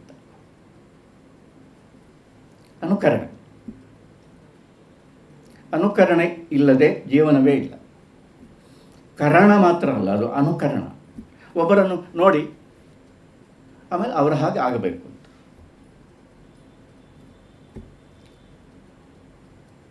ಅವರ ಹಾಗೆ ಆಗಬೇಕು ಪ್ರಯತ್ನ ಮಾಡ್ತಾ ಆಗ್ತದೋ ಬಿಡ್ತದೋ ಗೊತ್ತಿಲ್ಲ. ಅಂತೂ ನಮ್ಮ ಒಳಗಡೆ ನಾವಲ್ಲದ, ನಾವು ನೋಡಿದ ಇನ್ಯಾರೋ ಒಬ್ಬರು ಹೀರೋ ಆಗ್ಯೋ ಹೀರೋಯಿನ್ ಆಗ್ಯೋ ಇರ್ತಾರೆ, ಅವರ ಹಾಗೆ ಆಗಬೇಕು ಅಂತ. ಈ ಅನುಕರಣೆ, ಅನುಕೃತಿ ಎನ್ನುವುದು ಸೃಷ್ಟಿಶೀಲತೆಯ ಮೂಲ. ಭಾಷೆ ನೋಡಿ, ಭಾಷೆಯಲ್ಲಿ ಏನು? ಭಾಷೆ ಅಂದರೆ ಏನು?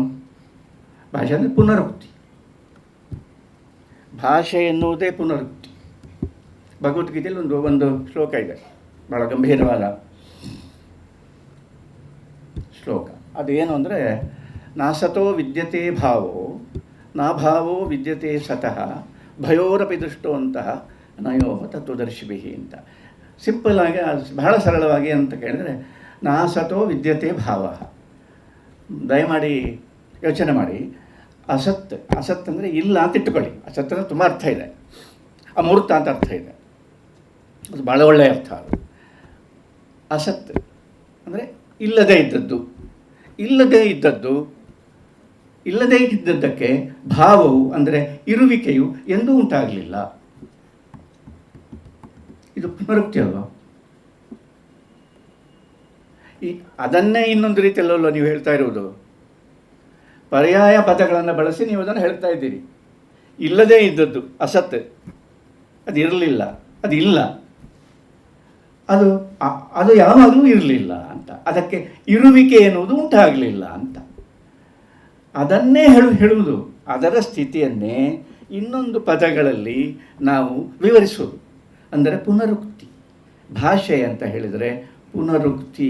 ಭಾಷೆಯನ್ನು ಕೇಳದೆ ಭಾಷೆಯನ್ನು ಮಾತಾಡೋದಕ್ಕೆ ಸಾಧ್ಯ ಇಲ್ಲ. ಪುನರುಕ್ತಿ ಅಂದರೆ ಎಂಥದ್ದು ಸ್ವಾಮಿ? ಆಧ್ಯಾತ್ಮಿಕವಾಗಿ ಪುನರುಕ್ತಿ ಅಂದರೆ ಸ್ತುತಿ, ಭಗವಂತನ ಸ್ತುತಿ. ಅದು ಪುನರುಕ್ತಿ ಅಂದರೆ ಸ್ತುತಿ. ದೇವರನ್ನು ಹೇಳ್ತಾರೆ ಯಾರು? ದಾಸರು, ಶರಣರು, ಇವರೆಲ್ಲ ನೀನು ದೊಡ್ಡವನು ಅಂತ. ನೀವು ದೊಡ್ಡವನು ಅಂತ ಇವರು ಹೇಳಿ ಅವನು ದೊಡ್ಡವನಾಗುವುದಲ್ಲ, ದೊಡ್ಡವನಾಗಿದ್ದದನ್ನು ಇವರು ಹೇಳೋದು. ಪುನರುಕ್ತಿ ಅದು ಇರುವುದರ ಪುನರುಕ್ತಿಯೇ ಭಾಷೆ.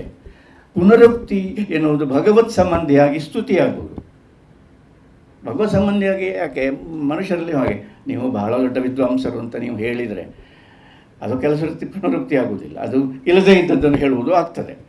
ಆದರೆ ಸಾಮಾನ್ಯವಾಗಿ ಹೇಳಿದರೆ ಇದ್ದದನ್ನೇ ಹೇಳುವುದು ಪುನರುಕ್ತಿ. ಅದು ಪುನರುಕ್ತಿ ಅಂದರೆ ಏನು? ಪುನರುಕ್ತಿ ಅಂತ ಹೇಳಿದರೆ ಸ್ತುತಿ ಹೌದು. ಮತ್ತೊಂದು ಅರ್ಥವನ್ನು ನೀವು ಮಾಡಿದರೆ ಪುನರುಕ್ತಿ ಅಂತ ಹೇಳಿದರೆ ಅದು ಮೂಲವನ್ನು ಸೂಚಿಸುವಂಥದ್ದು ಅಂತ.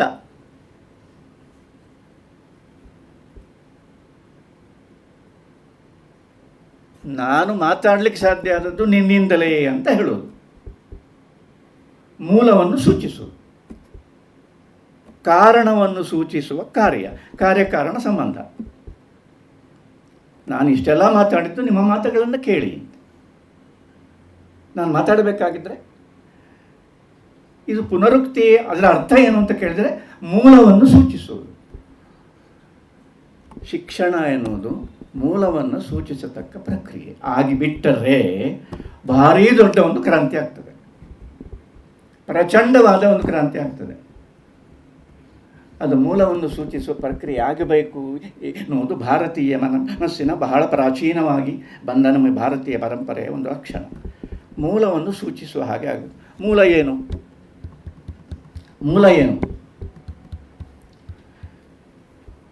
ಮೂಲ ಏನು ಅಂತ ಕೇಳಿದರೆ, ನಾವು ಮಕ್ಕಳಿಗೆ ಭಾಷೆಯನ್ನು ಕಲಿಸ್ತೇವೆ. ಭಾಷಾ ಪೀರಿಯಡ್ ಇರ್ತದೆ, ಲ್ಯಾಂಗ್ವೇಜ್ ಪೀರಿಯಡ್. ಭಾಷೆಯನ್ನು ಕಲಿಸ್ತೇವೆ. ಆ ಮಕ್ಕಳಿಗೆ ಭಾಷೆ ಗೊತ್ತಿಲ್ವಾ? ತಾವು ಯೋಚಿಸಿ ನೋಡಿ. ಯಾರೂ ಕಲಿಸದೆ, ಯಾರ ಸಹಾಯವೂ ಇಲ್ಲದೆ ಒಂದು ಮಗು 3 ಭಾಷೆಗಳನ್ನು ಸ್ವಾಭಾವಿಕವಾಗಿ, ಸ್ವಲ್ಪ ಬುದ್ಧಿವಂತ ಮಗು 7 ಭಾಷೆಗಳನ್ನು ಯಾರ ಸಹಾಯವೂ ಇಲ್ಲದೆ ಪರಿಸರದಿಂದ ಕಲಿತುಕೊಳ್ಳುವುದಕ್ಕೆ ಸಾಧ್ಯ ಇದೆ, ಕಲಿತದೆ. ಅದಕ್ಕೆ ಯಾರೂ ಕಲಿಸಲಿಲ್ಲ. ಕಲಿಕೆ ಎನ್ನುವುದು ಪ್ರಜ್ಞಾಪೂರ್ವಕವಾಗಿ ನಡೆಯುವುದಕ್ಕಿಂತ ಅಪ್ರಜ್ಞಾಪೂರ್ವಕವಾಗಿ ನಡೆದಿದೆ. ನಾವೆಲ್ಲರೂ ಕನ್ನಡ ಭಾಷೆಯನ್ನು ಕಲಿತದ್ದು, ನಮ್ಮ ತುಳು ಭಾಷೆಯನ್ನು ಕಲಿತದ್ದು ಎಲ್ಲವೂ ಕಲಿಸಿ ಅಲ್ಲ, ಇನ್ನೊಬ್ಬರು ಕಲಿಸಿ ಅಲ್ಲ. ನಾವು ಕಲಿತಾ ಇದ್ದೇವೆ ಅಂತ ನಮಗೆ ಗೊತ್ತಿಲ್ಲದೆ ನಾವು ಆ ಪರಿಸರದ ಭಾಗವಾಗಿ ಕಲಿತದ್ದು, ಅಪ್ರಜ್ಞಾಪೂರ್ವಕವಾಗಿ ಕಲಿತದ್ದು. ಹಾಗೆ ಕಲಿತ ಸಮಗ್ರ ಪರಿಸರವನ್ನು ಒಂದು ಪದದಲ್ಲಿ ಅರ್ಥ ಮಾಡಿಕೊಳ್ಳಬಲ್ಲ ಸಾಮರ್ಥ್ಯ ಇರುವ ಮಗುವಿಗೆ ನಾವು ಭಾಷೆಯನ್ನು ಕಲಿಸುವುದು ದಡ್ಡ ಅಂತ ಹೇಳೋದು. ಹಾರಿಬಲ್ ಇದು.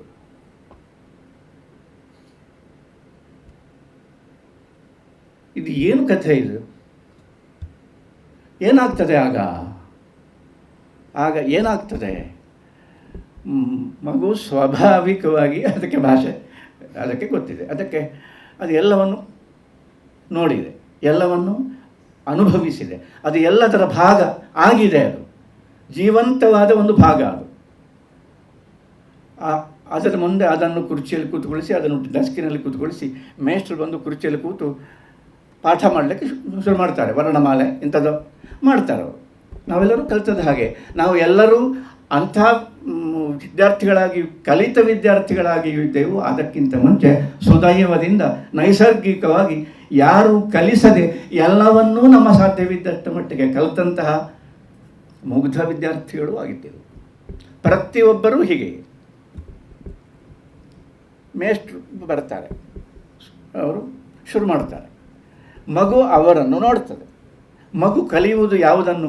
The first thing a child, a student, 6 years old student grasps the first thing ಯಾವುದು? ಇವರು ನಮಗೆ ಕಲಿಸುವವರು, ಭಾಷೆ ಅಲ್ಲ, ವ್ಯಕ್ತಿ. ಇವರು ನಮಗೆ ಕಲಿಸುವವರು, ನಾವು ಕಲಿಯುವವರು ಅಂತ ಫಸ್ಟ್ ಥಿಂಗ್. ಹಾಗೇನಾಯಿತು? ಗುರು ಬ್ರಹ್ಮ ಗುರು ವಿಷ್ಣು ಶುರುವಾಯಿತು. ಅವರನ್ನು ಒಲಿಸಿಕೊಳ್ಳುವ ಪ್ರಯತ್ನ ಪ್ರಾರಂಭ ಆಯಿತು. ಈ ಹಿಂದೆ ಮಗು ಕಲಿತಾಗ ಇದು ಯಾವುದೂ ಇರಲಿಲ್ಲ. ಇನ್ನೊಬ್ಬರನ್ನು ಒಲಿಸಿಕೊಳ್ಳುವುದು ಜೀವನದಲ್ಲಿ ಎಷ್ಟು ಕಷ್ಟ ಅಂತ ಸ್ವಲ್ಪ ವಯಸ್ಸಾದ ಮೇಲೆ ಗೊತ್ತಾಗ್ತದೆ.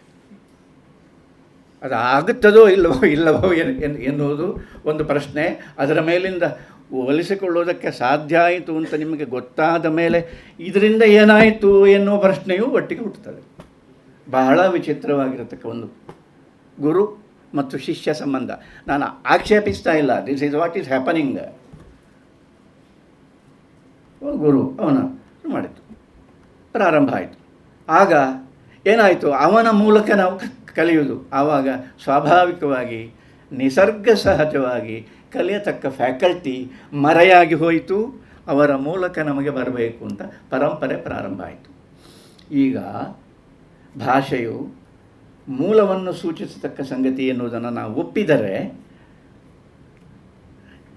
ನಾವು ಮೂಲವನ್ನು ಸೂಚಿಸಂದರೆ ನೀನು ಯಾರೂ ಕಲಿಸದೆ ನೀನು ಭಾಳ ಚೆನ್ನಾಗಿ ಕಲಿಯುವ ಸಾಮರ್ಥ್ಯ ನಿನಗೆ ಇತ್ತು ಎನ್ನುವುದನ್ನು ಸೂಚಿಸಬೇಕದು. ಚಾಮ್ಸ್ಕಿ ಇದನ್ನು ಬರೀತಾರೆ. ಒಂದು ಮಗು ಭಾಷೆಯನ್ನು ಕಲಿಯುವ ಪ್ರಕ್ರಿಯೆ ಲೋಕದಲ್ಲಿ ಅತ್ಯಂತ ವಿಸ್ಮಯಾವಹವಾದದ್ದು. ಕಲಿಸದೆ ನಮಗೆ ನಂಬಿಕೆಯೇ ಇಲ್ಲ. ಕಲಿಯದೇ ಇದ್ದರೆ ಮಕ್ಕಳು ದೊಡ್ಡ ಅಯ್ಯೋ, ಮನೆಯಲ್ಲಿ ಪ್ರತಿ ಮನೆಯಲ್ಲಿ, ಇಲ್ಲಿ ಹೇಗೆಂತ ಗೊತ್ತಿಲ್ಲ ನನಗೆ, ಅದೊಂದು ನನಗೊಂದು ಅಂದಾಜಿದೆ ಹೇಗಿದೆ ಅಂತ. ಕಲಿಸದೇ ಇದ್ದರೆ ಸಾಧ್ಯವೇ ಇಲ್ಲ. ಶಿಕ್ಷೆ, ಹೋಮ್ವರ್ಕ್ ಅದು ಇದೆ. ಈ ಮೂಲವನ್ನು ಸೂಚಿಸಿದ ಕೂಡಲೇ ಏನಾಗ್ತದೆ? ಇದಲ್ಲ ಯಾವುದು, ಇದಕ್ಕಿಂತ ಬೇರೆ ಆಗಿರ್ತಕ್ಕ ಒಂದು ಕಲಿಕೆ ಇದೆ ಅಂತ ನೀವು ಹೇಳಿ ನೋಡಿ. ಎಷ್ಟು ಸಿಟ್ಟು ಬರ್ತದೆ ಮನುಷ್ಯರಿಗೆ, ಕಲಿತವರಿಗೆ ಎಷ್ಟು ಸಿಟ್ಟು ಬರ್ತದೆ ಅಂತ ನೋಡಿ. ಇದಕ್ಕಿಂತ ಬೇರೆ ಆಗಿರ್ತಕ್ಕ ಒಂದು ಸನ್ನಿವೇಶ ಇದೆ, ಅದರಿಂದಲೇ ನಾವು ಬೆಳೆದು ಬಂದೆವು, ಈಗ ಹೀಗಾಗಿದೆ ಅಂತ. ಆದ್ದರಿಂದ ಶಿಕ್ಷಣ ಎನ್ನುವುದು ಮೂಲತಃ ನಮ್ಮ ಎಲ್ಲ ಸಾಹಿತ್ಯಗಳು, ಬಹಳ ಒಳ್ಳೆಯ ಕಾವ್ಯಗಳನ್ನು, ಶರಣರ ವಚನಗಳನ್ನು ಎಲ್ಲ ನೋಡಿದರೆ ಗೊತ್ತಾಗ್ತದೆ. ಅದೇನೆಂದರೆ ಕಲೀಲಿಕ್ಕೆ ಆಗದೇ ಇದ್ದದ್ದನ್ನು ಪಡೆಯುವುದು, ಕಲಿಸಿದ್ದನ್ನಲ್ಲ. ಮನಸ್ಸು ಮೂಲಕ್ಕೆ ಹೋದರೆ, ಅದು ಮೂಲವನ್ನು ಸೂಚಿಸಿದರೆ ಅದನ್ನು ಸೃಷ್ಟಿಶೀಲತೆ ಅಂತ ನಾವು ಈಗ ಏನು ಹೇಳ್ತೇವೆ, ಆ ಪದಕ್ಕಿಂತ ಭಿನ್ನವಾದ ಮತ್ತೆ ಒಂದು ಪದ ನನಗೆ ಬಹಳ ಇಷ್ಟ, ಲಯಶೀಲತೆ. ಲಯ, ವ್ಯಕ್ತಿತ್ವದ ಭಾರದಿಂದ ಮನುಷ್ಯ ಕಳಚಿಕೊಳ್ಳುವುದು.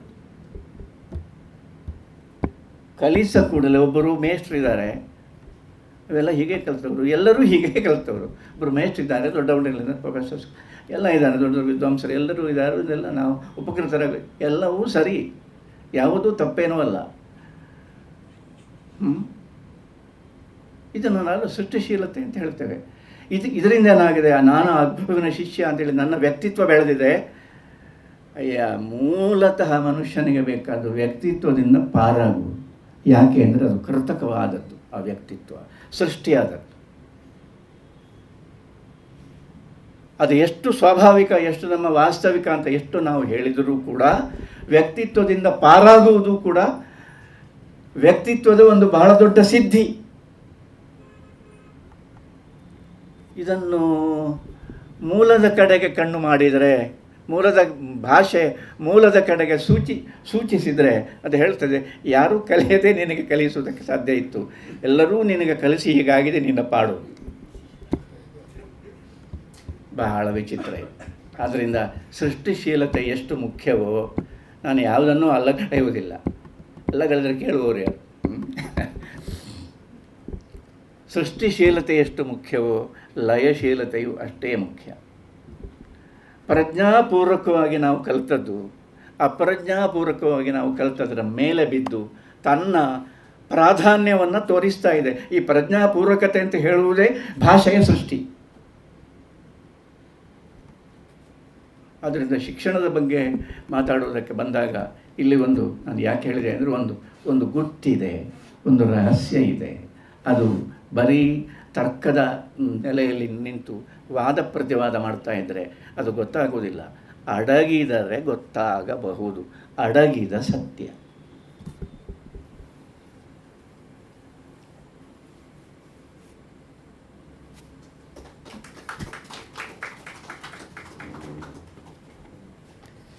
ಲಕ್ಷ್ಮೀಶ್ ತೋಳ್ಪಾಡಿಯವರಿಗೆ ಧನ್ಯವಾದಗಳು.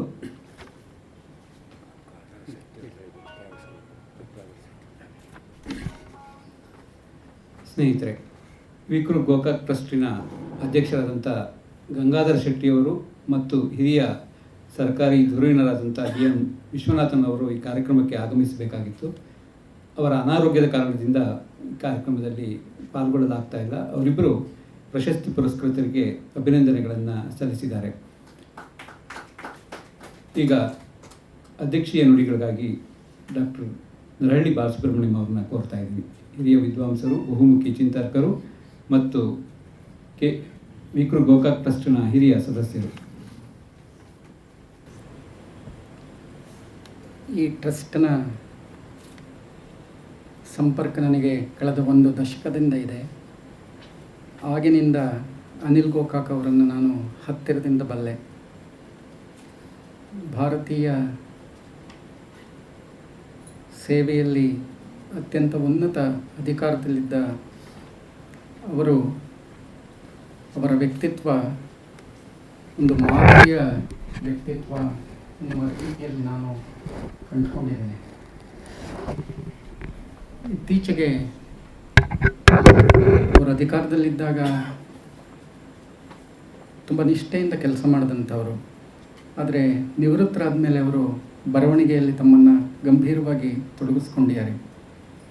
ಇತ್ತೀಚೆಗೆ ಗೋಕಾಕ್ ಅವರ ಬಗ್ಗೆ, ಅವರ ತಂದೆಯವರ ಬಗ್ಗೆ ಗೋಕಾಕ್ ಒಂದು ವಿಸ್ಮಯ ಅಂತ ಹೇಳಿ ಸುಮಾರು 600-700 ಪುಟಗಳ ಒಂದು ಬೃಹತ್ ಗ್ರಂಥವನ್ನು ಬರೆದಿದ್ದಾರೆ, ಪ್ರಕಟ ಆಗಿದೆ. ನಾನು ಗೋಕಾಕ್ ಅವರ ಬಗೆಗೆ ಪೂರ್ತಿ ಸಮಗ್ರ ಅಧ್ಯಯನ ನಾನು ಮಾಡಿದ್ದೇನೆ. ಆದರೆ ಅದನ್ನು ಮೀರಿದ ಅನೇಕ ಒಳನೋಟಗಳು, ಸಂಗತಿಗಳು ಆ ಪುಸ್ತಕದಲ್ಲಿವೆ. ಹೀಗಾಗಿ ಅನಿಲ್ ಗೋಕಾಕ್ ಅವರು ಇವತ್ತು ಮಾತನಾಡುವಾಗ ತೋಳ್ಪಾಡಿಯವರ ಎಲ್ಲ ಪುಸ್ತಕಗಳನ್ನು ಓದಿ ಅದರ ಬಗ್ಗೆ ತಮ್ಮ ಅಭಿಪ್ರಾಯವನ್ನು ಹಂಚಿಕೊಂಡಿದ್ದು ಮೂಲತಃ ಅನಿಲ್ ಗೋಕಾಕ್ ಒಬ್ಬ ಸಾಹಿತ್ಯದ ವಿದ್ಯಾರ್ಥಿ ಆಗಿದ್ದರಿಂದನೇ ಇವತ್ತಿಗೂ ನನಗೆ ಅವರೊಂದು ಮಾದರಿ ವ್ಯಕ್ತಿತ್ವ ಅಂತ ಅನಿಸುತ್ತೆ. ತೋಳ್ಪಾಡಿಯವರು ಹೇಳಿದ್ರಲ್ಲ, ಇವತ್ತು ನಾವು ಮುನ್ನುಡಿ ಬೆನ್ನುಡಿ ಓದ್ಕೊಂಡು ಮಾತನಾಡ್ತೀವಿ ಅಂತ ಹೇಳಿ, ಇಂಥ ಹೊತ್ತಲ್ಲಿ ಈ ವಯಸ್ಸಿನಲ್ಲೂ ಆ ಅಧ್ಯಯನಶೀಲತೆಯನ್ನು ಅನಿಲ್ ಗೋಕಾಕ್ ಕಾಪಾಡ್ಕೊಂಡು ಬಂದಿದ್ದಾರೆ. ಅವರಿಗೆ ಮೊದಲಿಗೆ ಈ ಗೋಕಾಕ್ ಟ್ರಸ್ಟನ್ನು ತುಂಬ ಸಮರ್ಥವಾಗಿ ನಡೆಸ್ಕೊಂಡು ಬರ್ತಾ ಇದ್ದಾರೆ. ಅವರ ಮಾರ್ಗದರ್ಶನದಲ್ಲಿ ನಾವು ಇದನ್ನು ಒಂದು ಮಾದರಿ ಸಂಸ್ಥೆಯಾಗಿ ರೂಪಿಸುವ ಪ್ರಯತ್ನವನ್ನು ಮಾಡ್ತಾಯಿದ್ದೀವಿ. ಆ ಹಿನ್ನೆಲೆಯಲ್ಲಿಯೇ ನಾವು ಈ ವರ್ಷ ಕೂಡ ಅದನ್ನು ಜಾರಿಗೆ ತರಬೇಕು ಅಂತಿದ್ವಿ. ನಾವು ಪ್ರಶಸ್ತಿ ಕೊಡುವಾಗ ಯಾಕೆ ಆ ಪ್ರಶಸ್ತಿಯನ್ನು ಆ ವ್ಯಕ್ತಿಗೆ ಕೊಡ್ತೀವಿ ಅನ್ನೋದನ್ನು ನಾವು ಅದನ್ನು ಪರಿಚಯ ಮಾಡಿಕೊಡ್ಬೇಕು. ಅವ್ರ ಬಗ್ಗೆ ಒಂದು ಸೆಮಿನಾರನ್ನು ಮಾಡಬೇಕು. ಸಾಧ್ಯ ಆದರೆ ಒಂದು ಸಣ್ಣ ಪುಸ್ತಕವನ್ನು ಪ್ರಕಟಿಸಿ ಆ ಪ್ರಶಸ್ತಿ ಪುರಸ್ಕೃತರ ಮಹತ್ವವನ್ನು ನಾವು ತಿಳಿಸ್ಕೊಡ್ಬೇಕು ಅಂತ ಹೇಳಿ. ಬಟ್ ಈ ಕೋವಿಡ್ನ ಗಲಾಟೆಯಿಂದ ಅದು ಸಾಧ್ಯ ಆಗಲಿಲ್ಲ. ಆದರೆ ಮುಂದೆ ನಾವು ನಾಗೇಶ್ ಹೆಗಡೆ ಅವ್ರ ಬಗ್ಗೆ ಇರ್ಬೋದು, ಬಸವಣ್ಣ ಅವ್ರ ಬಗ್ಗೆ ಇರ್ಬೋದು, ಲಕ್ಷ್ಮೀಶ್ ತೋಳ್ಪಾಡಿ ಅವ್ರ ಬಗ್ಗೆ ಒಂದು ಕಿರು ಪುಸ್ತಕವನ್ನು ಪ್ರಕಟಿಸಿ ಅವರನ್ನು ಸಮಾಜಕ್ಕೆ ಪರಿಚಯ ಮಾಡಿಕೊಡ್ಬೇಕು ಅಂತೇಳಿ. ಇಲ್ಲಿ 1 ಗಂಟೆನೋ 10 ನಿಮಿಷನೋ 15 ನಿಮಿಷನೋ ಮಾತನಾಡೋದು ಬಿಟ್ಟು ಕಿರು ಪುಸ್ತಕವನ್ನು ಪ್ರಕಟಿಸಿ ಅದನ್ನು ಮಾಡಬೇಕು ಅಂತ ಈ ವರ್ಷ ಈ ಕೋವಿಡ್ ಗಲಾಟೆ ಎಲ್ಲ ಆದಮೇಲೆ ನಾವು ದಕ್ಷಿಣ ಕನ್ನಡದಲ್ಲೇ ತೋಳ್ಪಾಡಿಯವ್ರ ಬಗ್ಗೆ ಒಂದು ವಿಚಾರ ಸಂಕಿರಣವನ್ನು ಮಾಡಿ ಆ ಪುಸ್ತಕವನ್ನು ಪ್ರಕಟಿಸುವ ಪ್ರಯತ್ನವನ್ನು ಮಾಡ್ತೇವೆ. ನಾವು KS ನರಸಿಂಹಸ್ವಾಮಿ ಟ್ರಸ್ಟ್ನಲ್ಲಿ ಈ ಪ್ರಯೋಗವನ್ನು ಮಾಡ್ತಾ ಇದ್ದೇವೆ. ಯಾರಿಗೆ ನಾವು ಪ್ರಶಸ್ತಿಯನ್ನು ಕೊಡ್ತೀವೋ ಅವ್ರ ಬಗ್ಗೆ ಪ್ರಶಸ್ತಿ ಕೊಡುವ ದಿವಸ ಒಂದು ಕಿರು ಪುಸ್ತಕವನ್ನು ಪ್ರಕಟಿಸೋದು. ಆ ಮೂಲಕ ಆ ಪ್ರಶಸ್ತಿ ಯಾಕೆ ನಾವು ಅವ್ರಿಗೆ ಕೊಡ್ತಾ ಇದ್ದೀವಿ, ಆ ವ್ಯಕ್ತಿಯ ಮಹತ್ವ ಏನು ಅನ್ನೋದು ಕೂಡ ಗೊತ್ತಾಗಬೇಕು ಅಂಥೇಳಿ. ಎಷ್ಟೋ ಸಲ ನಾಗೇಶ್ ಹೆಗಡೆ ಪರಿಸರವಾದಿ ಅಂತ ಅಷ್ಟು ಮಾತ್ರ ನಮಗೆ ಗೊತ್ತಿರುತ್ತೆ, ಮನೋವಿಜ್ಞಾನಿ ಬಸವಣ್ಣ ಅವರು ಅಂತ. ಬಟ್ ಅವರ ಸಾಧನೆ ಏನು, ಕನ್ನಡ ಸಾಹಿತ್ಯ ಸಂಸ್ಕೃತಿಗೆ ಅವರು ಕೊಟ್ಟಿರುವ ಕೊಡುಗೆ ಏನು, ತೋಳ್ಪಾಡಿಯವರನ್ನು ನಾವು ಚಿಂತಕರು ಅಂತ ಮಾತ್ರ ಹೇಳ್ತೀವಿ. ಆದರೆ ಏನು ನಿಜವಾದ ಕಾಂಟ್ರಿಬ್ಯೂಷನ್ನು ಅದನ್ನು ನಾವು ತಿಳಿಸ್ಕೊಡುವ ಪ್ರಯತ್ನವನ್ನು ಮಾಡಬೇಕು ಅಂತ. ಸೊ ಇದೆಲ್ಲವೂ ರವಿಕುಮಾರ್ ಇರಬಹುದು ಅಥವಾ ಗೋಕಾಕ್ ಇರಬಹುದು, ನಾವೆಲ್ಲ ಕುಳಿತು ಚರ್ಚೆ ಮಾಡುವಾಗ ಹೇಗೆ ನಮ್ಮ ಟ್ರಸ್ಟ್ಗಳನ್ನು, ಇದು ಗೋಕಾಕ್ ಟ್ರಸ್ಟ್ 2 ಇದೆ. ಒಂದು ಸರ್ಕಾರವೇ ಮಾಡಿದ ಒಂದು ಟ್ರಸ್ಟ್ ಅದು. ಇದು ಕೆಲವು ಹಿರಿಯರು ಸೇರಿ ರೂಪಿಸಿಕೊಂಡಿರುವ ಟ್ರಸ್ಟ್ ಅದು. ಇದಕ್ಕೆ ಯಾವುದೇ ಸರ್ಕಾರದ ಅನುದಾನ ಇಲ್ಲ. ಹಾಗೆ ನೋಡಿದರೆ ಗೋಕಾಕ್ ಅವರ ಪುಸ್ತಕಕ್ಕೆ ಬರುವ ರಾಯಲ್ಟಿ ಎಲ್ಲವನ್ನು ಅನಿಲ್ ಗೋಕಾಕ್ ತಾವಿಟ್ಕೊಳ್ಳದೆ ಈ ಟ್ರಸ್ಟ್ಗೆ ಕೊಟ್ಬಿಡ್ತಾರೆ. ಅದರಿಂದ ಬರುವ ಹಣದಿಂದ ಸೀಮಿತವಾದ ಸಂಪನ್ಮೂಲ ನಮಗಿರುವಂಥದ್ದು. ಅದರಲ್ಲೇ ಸಾರ್ಥಕವಾದ ಕೆಲಸವನ್ನು ನಾವು ಮಾಡುವ ಪ್ರಯತ್ನವನ್ನು ಮಾಡ್ತಾ ಇದ್ದೇವೆ. ನನಗೆ ಇತ್ತೀಚೆಗೆ ತೋಳ್ಪಾಡಿಯವರ ನಿಕಟ ಸಂಪರ್ಕ ನನಗೆ ಒದಗಿ ಬಂದಿದೆ. ಅವರ ಪುಸ್ತಕಗಳಿಂದ ನಾನು ಗೋಕಾಕ್ ಅವರನ್ನು, ತೋಳ್ಪಾಡಿಯವರನ್ನು ಬಲ್ಲೆ. ಆದರೆ ವೈಯಕ್ತಿಕ ಸಂಬಂಧವೂ ಇತ್ತೀಚೆಗೆ ಸಾಧ್ಯ ಆಗಿದೆ ನನಗೆ. ನಮ್ಮ ಕಾಲದ ಬದುಕೆ ಅತ್ಯಂತ ವೇಗದ ಬದುಕು. ಎಲ್ಲವೂ ಫಾಸ್ಟ್ ಫುಡ್, ಫಾಸ್ಟ್ ಅನ್ನೋದು ನಮ್ಮ ಬದುಕಿನಲ್ಲೇ ಸೇರ್ಕೊಂಡ್ಬಿಟ್ಟಿದೆ.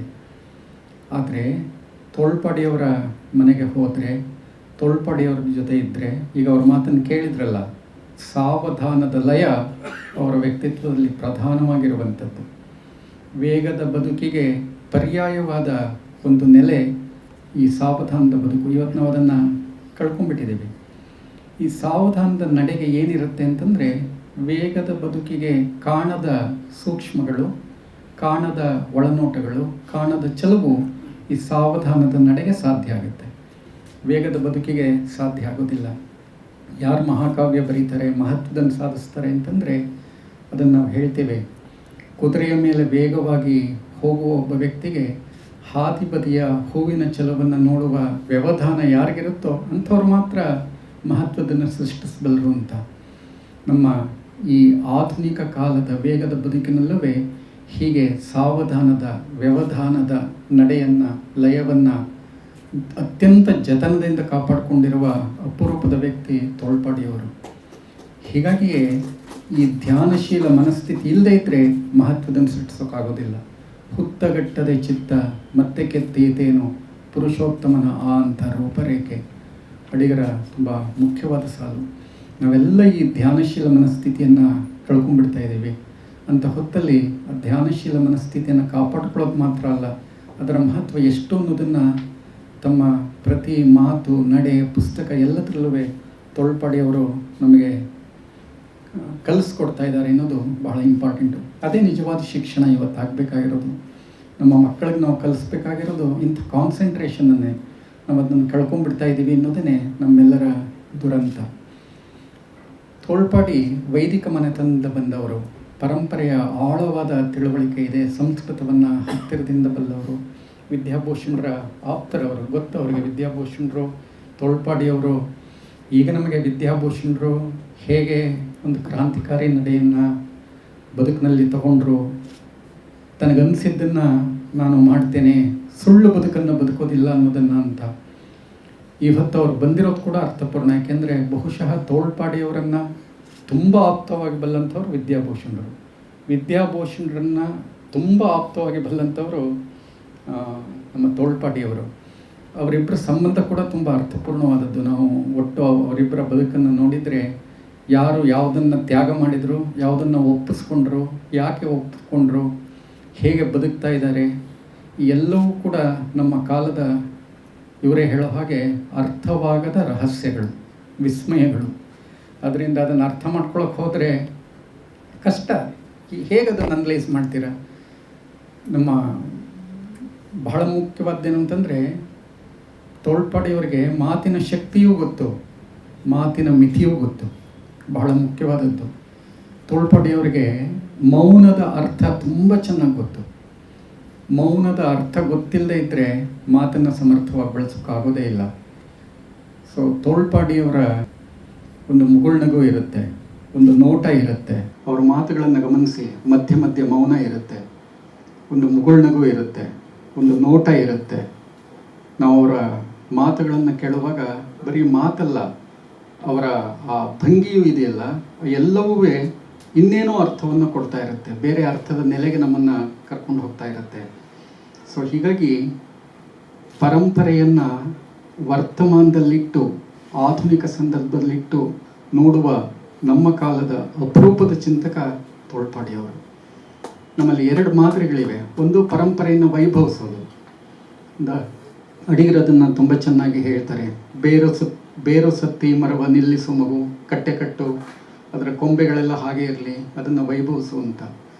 ಅರ್ಥಹೀನ ಆಚರಣೆಗಳನ್ನು, ಸಂಪ್ರದಾಯವನ್ನು ವೈಭವಿಸ್ತಾ ಇರುವ ಒಂದು ದೊಡ್ಡ ಗುಂಪೆ ನಮ್ಮಲ್ಲಿದೆ. ಇನ್ನೊಂದು ಎಲ್ಲವನ್ನ ಸಿನಿಕತನದಲ್ಲಿ ನೋಡೋದು, ಅದರಲ್ಲೇನಿದೆ ಹಾಗೆ ಅಂಥೇಳಿ. ಇವೆರಡೂ ನಿರುಪಯುಕ್ತವಾದದ್ದು, ನಮ್ಮ ಬದುಕಿಗೆ ಉಪಯೋಗ ಆಗುವಂಥದ್ದಲ್ಲ.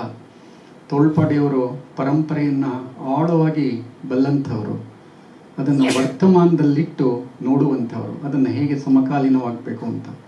ಅಡಿಗರು ತುಂಬ ಚೆನ್ನಾಗಿ ಹೇಳ್ತಾರಲ್ಲ, ಅಗೆವಾಗ್ಯ ಮೊದಲು ಕೋಶಾವಸ್ಥೆ ಮಣ್ಣು, ನೆಲಕ್ಕೆ ತಳಕ್ಕೆ ಗುದ್ದಲಿಯೊತ್ತಿ ಕುಕ್ಕಿದರೆ ಕಂಡೀತು ಗೆರೆ ಮೆರೆಯುವ ಚಿನ್ನದದಿರು, ಸುಟ್ಟು ಸೋಸಿ ಅಪರಂಜಿ ವಿದ್ಯೆಗಳ ಇನ್ನಾದರೂ ಕೊಂಚ ಕಲಿಯಬೇಕು.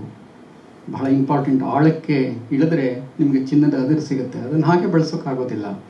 ಅದನ್ನು ನಾವೇನು ಮಾಡಬೇಕು ಅಂತಂದರೆ, ಸುಟ್ಟು ಸೋಸಿ ಅಪರಂಜಿ ವಿದ್ಯೆಯ ಇನ್ನಾದರೂ ಕಲಿಯಬೇಕು. ಮಾತ್ರ ಅಲ್ಲ, ಮುಂದೆ ಹೊನ್ನ ಕಾಯಿಸಿ ಹಿಡಿದು ಬಡಿದು ಇಷ್ಟ ದೇವತಾ ವಿಗ್ರಹಕ್ಕೊಗ್ಗಿಸುವ ಅಸಲು ಕಸುಬು. ಇಷ್ಟ ದೇವತಾ ವಿಗ್ರಹಕ್ಕೊಗ್ಗಿಸುವ ಅಸಲು ಕಸುಬು. ನಮಗೆ ಬೇಕಾದ ಹಾಗೆ ಅದನ್ನು ರೂಪಿಸ್ಕೊಳ್ಳುವಂಥದ್ದು. ಇಡೀ ತಮ್ಮ ಬದುಕಿನಲ್ಲಿ ತೋಳ್ಪಾಡಿಯವರು ಮಾಡ್ತಿರೋದು ಪರಂಪರೆಯ ಅತ್ಯಂತ ಅರ್ಥಪೂರ್ಣ ಸತ್ವವನ್ನು ಸಮಕಾಲೀನ ಬದುಕಿಗೆ ಹೇಗೆ ಒಗ್ಗಿಸ್ಕೋಬೇಕು, ಹೇಗೆ ಅದನ್ನು ನಾವು ಸಾರ್ಥಕಪಡಿಸ್ಕೋಬೇಕು, ನಾವು ಪಡ್ಕೋಬಹುದಾದ್ದೇನು ಅನ್ನೋದನ್ನು ತುಂಬ ಅರ್ಥಪೂರ್ಣವಾಗಿ ಅವ್ರು ತಿಳಿಸ್ಕೊಡ್ತಿದ್ದಾರೆ ಅಂತ ಹೇಳಿ ನನಗೆ ಅನಿಸುತ್ತೆ. ಅವರ ಇನ್ನೊಂದು ಬಹಳ ದೊಡ್ಡ ಶಕ್ತಿ ಏನು ಅಂತಂದರೆ ತೌಲನಿಕವಾದದ್ದು. ಅವರಿಗೆ ನಿರಂತರ ಅಧ್ಯಯನಶೀಲ ತೋಳ್ಪಾಡಿಯವರು. ಯಾವಾಗಲೂ ಅವರು ಅಧ್ಯಯನ ಧ್ಯಾನದಲ್ಲಿ ತೊಡಗಿರ್ತಾರೆ. ಸುಮ್ಮನೆ ನೋಡಿ, ಅವರ ಪುಸ್ತಕಗಳನ್ನು ಓದುವಾಗ ನನಗೆ ಅನಿಸುತ್ತೆ, ಶರಶಯ್ಯೆಯಲ್ಲಿರುವ ಭೀಷ್ಮ ಒಂದು ಕಡೆ, ಇನ್ನೊಂದು ಕಡೆ ಶಿಲುಬೆಯಲ್ಲಿ ತೂಗಾಡ್ತಿರುವ ಯೇಸು. ಸುಮ್ಮನೆ ಇವೆರಡನ್ನು ಒಟ್ಟಿಗಿಡಿ, ನಿಮಗೇನು ಅರ್ಥ ಹೊಳೆಯುತ್ತೆ ಅಂತ ಅದನ್ನು ಹೇಳಿದ್ನಲ್ಲ. ಎಲ್ಲವೂ ಅರ್ಥ ಆಗಬೇಕು ಅಂತಲ್ಲ, ಒಗಟಲ್ಲಿ ಹಾಗೆ. ಒಗಟು ಎಲ್ಲಿವರೆಗೆ ನಿಮಗೆ ಕುತೂಹಲ ಇರುತ್ತೆ ಅಂದರೆ ಅದರ ಅರ್ಥ ಗೊತ್ತಾಗೋವರೆಗೆ. ಅರ್ಥ ಗೊತ್ತಾದ್ಮೇಲೆ ಇನ್ನೊಂದು ಸರಿ ಒಗಟು ಹೇಳಿದ್ರೆ ಏನು ಅರ್ಥ ಇರುತ್ತೆ. ಪದ್ಯ ಹಾಗಲ್ಲ, ಸಾಹಿತ್ಯ ಹಾಗಲ್ಲ. ನೀವು ಎಷ್ಟೆಷ್ಟು ಅದನ್ನು ಬೇರಿಸ್ತಾ ಹೋಗ್ತಿರೋ ಅಷ್ಟೆಷ್ಟು ಅದು ಮತ್ತೆ ಮತ್ತೆ ನಿಮಗೆ ಕಾಡ್ತಾನೆ ಹೋಗುತ್ತೆ. ಸುಮ್ಮನೆ ಇವೆರಡು ಚಿತ್ರ ಒಟ್ಟಿಗೆ ಇಟ್ಕೊಂಡು ನೋಡಿ. ನಾವು ಎರಡು ಗೊತ್ತು, ಆದರೆ ಒಟ್ಟಿಗೆ ಇಡಬೇಕು ಅಂತ ಗೊತ್ತಿಲ್ಲ ಇದನ್ನಷ್ಟೇ. ಶರಶಯ್ಯೆಯಲ್ಲಿರುವ ಭೀಷ್ಮ ನಮ್ಮ ಭಾರತೀಯ ಪರಂಪರೆಯಲ್ಲಿ, ಇನ್ನೊಂದು ಕಡೆ ಶಿಲುಬೆಯಲ್ಲಿರುವ ಯೇಸು. ಸುಮ್ಮನೆ ಎರಡನ್ನು ಒಟ್ಟಿಗೆ ಯೋಚನೆ ಮಾಡಿ, ಏನು ಅನಿಸುತ್ತೆ ನಿಮಗೆ? ನಂತರದ ಸಂಗತಿ ಅದು. ವ್ಯಾಸ ಭಾರತದಲ್ಲಿ ಸಂಪ್ರಕಾಶಿತ ಅಂತ ಒಂದು ಪದ ಬರುತ್ತೆ. ಪಂಪನಲ್ಲಿ ಬೆಳಗುವೆನಿಲ್ಲಿ ಲೌಕಿಕ ಮನ್, ಬೆಳಗುವೆನಿಲ್ಲಿ ಅಂತ ಬರುತ್ತೆ. ಎರಡನ್ನು ಒಟ್ಟಿಗಿಟ್ಟು ನೋಡಿ. ಒಂದು ಸಂಸ್ಕೃತ ಕಾವ್ಯ, ಇನ್ನೊಂದು ಕನ್ನಡ ಕಾವ್ಯ. ಇಬ್ಬರು ಶ್ರೇಷ್ಠ ಕವಿಗಳು. ವ್ಯಾಸ್ನಲ್ಲಿ ಸಂಪ್ರಕಾಶಿತ ಅಂತ ಬರುತ್ತೆ, ಸುಮ್ಮನೆ ಅದನ್ನು ಇಟ್ಕೊಳ್ಳಿ. ಜೊತೆಗೆ ಇಲ್ಲಿ ಬೆಳಗುವೇನಿಲ್ಲಿ ಅಂತ ಬರುತ್ತೆ, ಇದನ್ನು ಒಟ್ಟಿಗಿಟ್ಟು ನೋಡಿ ಸುಮ್ಮನೆ, ಆಮೇಲೆ ಏನನ್ಸುತ್ತೆ ಅಂತ ನೀವು ಯೋಚನೆ ಮಾಡಿ. ಅದನ್ನು ನಾವು ವಿವರಿಸೋಕ್ಕೆ ಹೋಗೋದಿಲ್ಲ. ಎಲ್ಲೋ ಒಂದು ಕಡೆ 2ನೇ ಮಹಾಯುದ್ಧ ನಡೀತಾ ಇರುತ್ತೆ, ಇನ್ನೊಂದು ಕಡೆ ನರಸಿಂಹಸ್ವಾಮಿ ಮೈಸೂರು ಮಲ್ಲಿಗೆ ಬರೀತಾರೆ. ಸುಮ್ಮನೆ ಗಮನಿಸಿ ಅಷ್ಟೇ. ಒಂದು ಕಡೆ 2ನೇ ಮಹಾಯುದ್ಧ ನಡೀತಾ ಇರುವಂಥದ್ದು, ಅದೇ ಕಾಲದಲ್ಲಿ ಮೈಸೂರು ಮಲ್ಲಿಗೆ ಇಲ್ಲಿ ಪ್ರಕಟ ಆಗುತ್ತೆ. ಸುಮ್ಮನೆ ಒಟ್ಟಿಗಿಟ್ಟು ನೋಡಿ.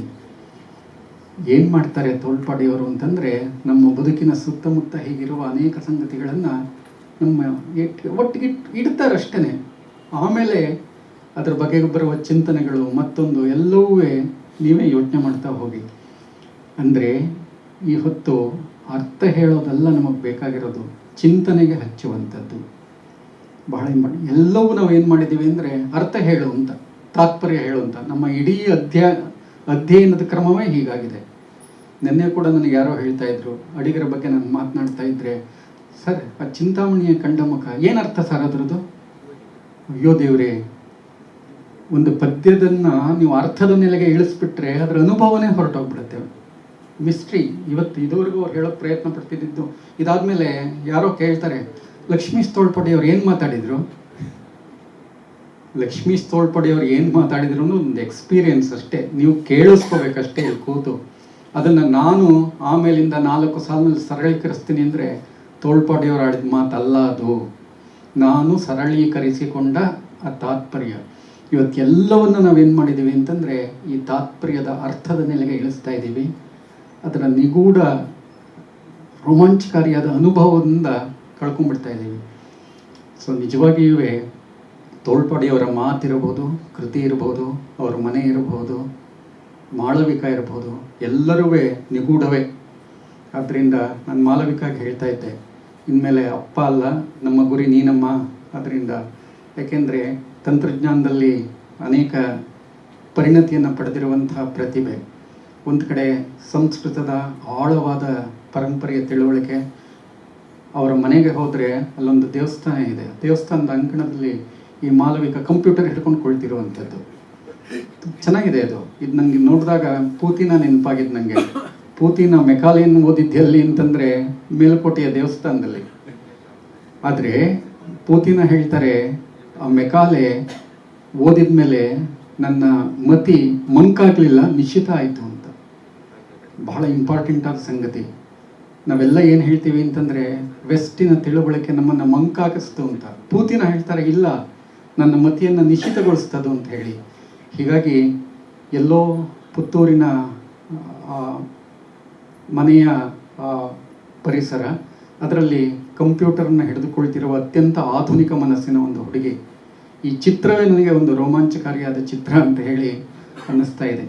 ಸ್ನೇಹಿತರೆ, ನನಗೂ ತೋಳ್ಪಾಡಿಯವರ ಬಗೆಗೆ ಮಾತನಾಡುವ ಉತ್ಸಾಹ ಯಾಕೆಂದರೆ ನಾನು ಅರ್ಥ ಮಾಡ್ಕೊಳ್ಳೋಕ್ಕೆ ಒಂದು ದಾರಿ ಇದು ಅಂತ ಹೇಳಿ. ಸೊ ಮುಂದಿನ ದಿನಗಳಲ್ಲಿ ನಾವು ಮತ್ತೆ ಬಿಡುವಾಗಿ ಸೇರೋಣ. ಅದರಿಂದ ತೋಳ್ಪಾಡಿಯವ್ರಿಗೂ ಅಷ್ಟೇ, ಹೀಗೆ ನಾವು ನಮ್ಮನ್ನು ನೋಡಿ ಟೈಮ್ ಆಯಿತಾ ಅಂತ ಮಾತಾಡೋದ್ರಲ್ಲಿ ಅವ್ರ ಮಾತಿನ ಸೊಗಸಿರೋದಿಲ್ಲ. 2 ಗಂಟೆ 3 ಗಂಟೆ ಬಿಟ್ಬಿಡ್ಬೇಕು, ನೀವೇನು ಬೇಕು ಎಷ್ಟೊತ್ತು ಬೇಕಾದರೂ ಮಾತನಾಡಿ, ನಿಮಗೆ ಸುಸ್ತಾದಾಗ ಬಂದು ಕೂತ್ಕೊಳ್ಳಿ ಅಂತ ಹೇಳಿ. ಹಾಗೆ ಅವ್ರಿಗೆ ಬಿಟ್ಟಾಗಲೇ ಅದರ ಶಕ್ತಿ ಸಾಮರ್ಥ್ಯ ನಮಗೆ ಗೊತ್ತಾಗೋದು. ಸೊ ಈ ಕೋವಿಡ್ನ ಸಂದರ್ಭದಲ್ಲೂ ನೀವೆಲ್ಲ ಇಲ್ಲಿ ಬಂದು ಸೇರಿದಿರಿ.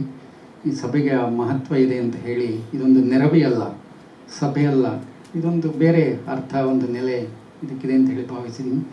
ಮತ್ತೊಮ್ಮೆ ಎಲ್ಲರಿಗೆ ಟ್ರಸ್ಟ್ನ ಪರವಾಗಿ ಕೃತಜ್ಞತೆಗಳನ್ನು ಅರ್ಪಿಸಿ ನನ್ನ ಮಾತನ್ನು ಮುಗಿಸ್ತೀನಿ. ನಮಸ್ಕಾರ.